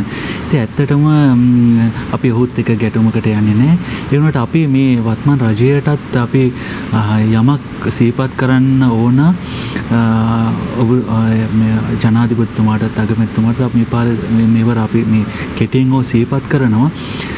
පුළුවන් නම් මේ මහා රාවණ යුගය සම්බන්ධ ගවේෂණය කරන විද්වත් මණ්ඩලයක් පත් කරන්න. ඒක මේ එක පුරාවිද්‍යා කොමසාරිස්තුමා විසින් එතුමාගේ පුරාවිද්‍යා නිලධාරී 4 දෙනෙක් පත් කළා තිනවා. ඒක ප්‍රමාණවත් නැහැ. මොකද අපිනුත් නියෝජනය වෙන්න ඕන ඒ කණ්ඩායමට අපිත් නම් කරන්න ඕන ඒ කණ්ඩායමට අපේ 4 දෙනෙකුත්. එහෙම කළා විද්වත් මණ්ඩලයක් පත් කරන්න කොමිසමක් පත් කරන්න අපි ලෑස්ති අපේ හෙළියේ ලෑස්ති අපේ සිව්හෙලේ අපි ළඟ තියෙන තොරතුරු සාක්ෂි සාධක ඉදිරිපත් කරලා මේ මහරාවණයන් කියන්නේ කවුද ඓතිහාසික කරුණු සාක්ෂි සාධක ඉදිරිපත් කරන්න. හැබැයි ඒක විනිවිදභාවයෙන් ඒක මේ ඒ සියලු දේවල් කටයුතු ඒ සිද්ධ වෙන්න ඕන. ඉතින් අපි ආරාධනා කරනවා මේක හිතලුවක් මේක මිත්‍යාවක් විදියට පසගලන්න එපා. අපේ රජයටත් වගකීමක් තියෙනවා. මේක බැහැර කරන්න බෑ. අද තරුණයෝ අපේ භික්ෂුන් වහන්සේලා අපේ මේ අපි දැන් මේ වෙනුවෙන් සිනමාවල් බිහි වෙනවා නාට්‍ය බිහි තරුණයෝ චිත්‍ර අඳින්න පටන් ගත්තාම බිත්තිවල තනිකර වැඩි හරියක් හැම තැනක වැන්ද රාවණයන් ගැන අද ගීත තරුණයෝ අද රියැලිටි වැඩසටහන් වල ගායනා කරන මහා රාවණයන් ගීත අලුත් බලන්න අපේ මේ පොඩි දරුවෝ මේ මහා රාවණයන්ගේ ගීත නිර්මාණය කරලා තියෙනවා. ඇඟේ අපිට ඉන්න හිටින තැන් මතක නැහැ. අපිට මොනවද වෙන්නේ කියලා මතක නැහැ. මේ තමයි එහෙමනම් රාවණයන්ගේ පිබිදීම. ඒ නිසා රජයට සහ සියලු දෙනාට වගකීමක් තියෙනවා මේ වෙනුවෙන් යමක් කරන්න. Voice of Asia මාධ්‍යාලය සියත මේ වගකීම නොපිරිහෙලා ඉෂ්ට කරනවා. බොහොම කාලාන්තරයක් තිස්සේ ඒ අදත් එහෙමයි හෙටත් එහෙමයි. ඔබතුමාගේ අදහසත් බොහොම වටිනවා. අපේ හාමුදුරනේ අර මේ පුලස්ති ඍෂි ඔසු උයනමෙන් ඔසු වෙනක් හදන්න ඔබ වහන්සේට බලාපොරොත්තුවක් තියෙනවා. බොහෝ කාලයක් තිස්සේ තිබුණා මේ අදහස. ඒ වෙනුවෙන් දායකත්වය ලබා දෙන්න පුළුවන් බොහොම පින්වන්ත උදවිය මේ වෙලාවේ අපිත් එක්ක ඉන්න පුළුවන්. ඒ අදහසත් සිහිපත් කරමින් අපේ වැඩසටහන අවසන් කරන්න අපිට කාලය ලැබිලා තියෙනවා. මම අපවත් වෙන්න කලින් දැන් මට 62යි වයස. තව අවුරුදු 2-3ක් ජීවත් වෙයි කියලා මට ලොකු විශ්වාසයකුත් තියෙනවා. ඒ අතරේ මම හිතන්නේ මේ පිනම ඇති තවත් බොහෝ කාලයක් ඔබ වහන්සේට චිරජීවනයේ වේවා කියලා අපි ආශිර්වාද කරනවා. මගේ වෙන බලාපොරොත්තුත් නැහැ. හැබැයි මට අර මිල මුදල් කියන ඒවා ගැන ඒවා මම එච්චර විශ්වාස කරන කෙනෙක් නෙවෙයි. මේ මට දැන් සල්ලි ඕන වෙලා තියෙන්නේ ඒ ඉඩම ගන්න විතරයි. ඉඩමක් අරගෙන ඒකේ ඔය තියෙන දුර්ලභ ගණී බෙහෙත් සාක හදලා ඒකේ පුංචියට කුටියක් හදලා මම වෙන බිල්ඩින් අපි හදන්නේ නැහැ. ඉන්ද කෙනෙක් ආවොත් එහෙම හදාරන්න පුළුවන් කෙනෙක් ආවොත් ඒගොල්ලන්ටත් ඔය පොඩි කුටි 2-3ක් හදලා එහෙම තර ඉදමක් ජීවිතය තුළ පූජා කරන්න උනත් පුළුවන්කම තියෙනවා මේ වෙනුවෙන්. ඔව් ඉදමක් පූජා කරලා නම් ගොඩක් හොඳයි. මම බලාපොරොත්තු වෙන්නේ ඔය ගිරිබාව ඔය ඒ කිට්ටුව තමයි. ඒ කියන්නේ ඒ පසේ මම හොයලා තියෙනවා මේ ගොඩක් බෙහෙත් ඖෂධ හරියනවා. ඒ කියලාගෙන මට රජරට ප්‍රදේශයට අවශ්‍ය කරන බෙහෙත් තමයි එතන නිර්මාණය කරන්න ඕනකම තියෙන්නේ. මම හිතන්නේ ඒ සිහිපත් කිරීම ඔබට දායක වෙන්න පුළුවන්කම තියෙනවා. විශේෂයෙන්ම අපේ නිෂ්පාදකතුමා ඇමතීමෙන් කාර්යාලීය වෙලාවන්හිදී සජීව බාලසූරිය මහත්මයා එතුමා අහරහා එතුමා මගින් ස්වාමින් වහන්සේව සම්බන්ධ කරගන්න පුළුවන්කම තිබෙනවා. එමනම් එදා අතීතයේ ඒ සුවිශේෂ වටිනාකම් වර්තමානයේ අපි සාකච්ඡා කරන්නේ මේ සියල්ල අපි කරන්නේ අනාගත පරපුර වෙනුවෙන්. අද වැඩසටහන සාර්ථක කරගන්නට බොහෝ දුර බැහැර සිට මේ මැදිරියට වැඩමවා වදාළ ගණංගමුව ජයසුමනාරාම මහදීපති රාජකීය පඬිත පූජනීය මානව විමලරත්න හිමිපාණන් වහන්සේට නිදුක් නිරෝගී චිරජීවනය වේවා කියලා අපි ආශිර්වාද කරනවා. අවසරයි අපේ හාමුදුරනේ ඔබ වහන්සේට බොහොමත්ම පින් මේ වැඩසටහනට ලබා දෙන ආලෝකයට රාවණ ශක්තිය මතු කරමින් වර්තමාන තරුණ පරම්පරාවට ජව සම්පන්න නායකත්වයක් ලබා දෙමින් මේ සියලු දෙනා ඒකරාශී කරගෙන යහපත් වූ අනාගතයක් කරා යන රාවණ ශක්ති ජාතික සංවිධානයේ ගරු සභාපති දුලිප් සංජය මහත්මයාටත් නිදුක් නිරෝගී චිරජීවනයෙන් වේවා, ශක්තිය ධෛර්යය ලැබේවා, ආයුෂ බොහෝ වේවා කියලා ප්‍රාර්ථනා කරනවා. අපි ආයෙත් දවසක හමුවන බලාපොරොත්තුවෙන් ඔබට බොහොම සුබදායි යහපත් වූ අනාගතයක් වෙනුවෙනුයි මේ රාවණ ඉතිහාසයේ අතීත ශ්‍රී විභූතිය පිළිබඳව අපි සාකච්ඡා කළේ. එහෙමනම් අපි ලබන සතියේ හමුවන බලාපොරොත්තුවෙන් සමුගෙන යනවා. ඔබ සැමට සුවදායක රාත්‍රියක් වේවා.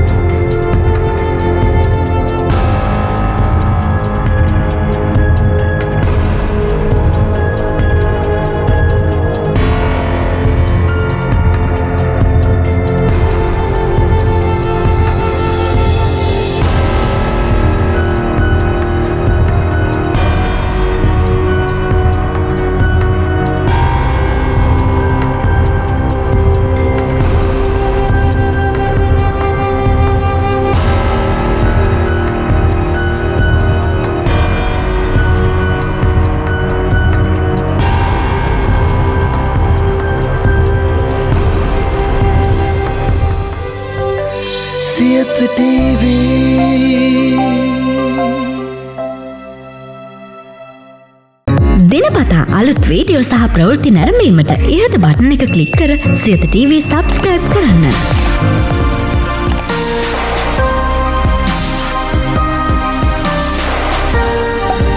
අලුත් වීඩියෝ ගැන මුලින්ම දැනගන්න මෙම සීනුව ක්ලික් කරන්න.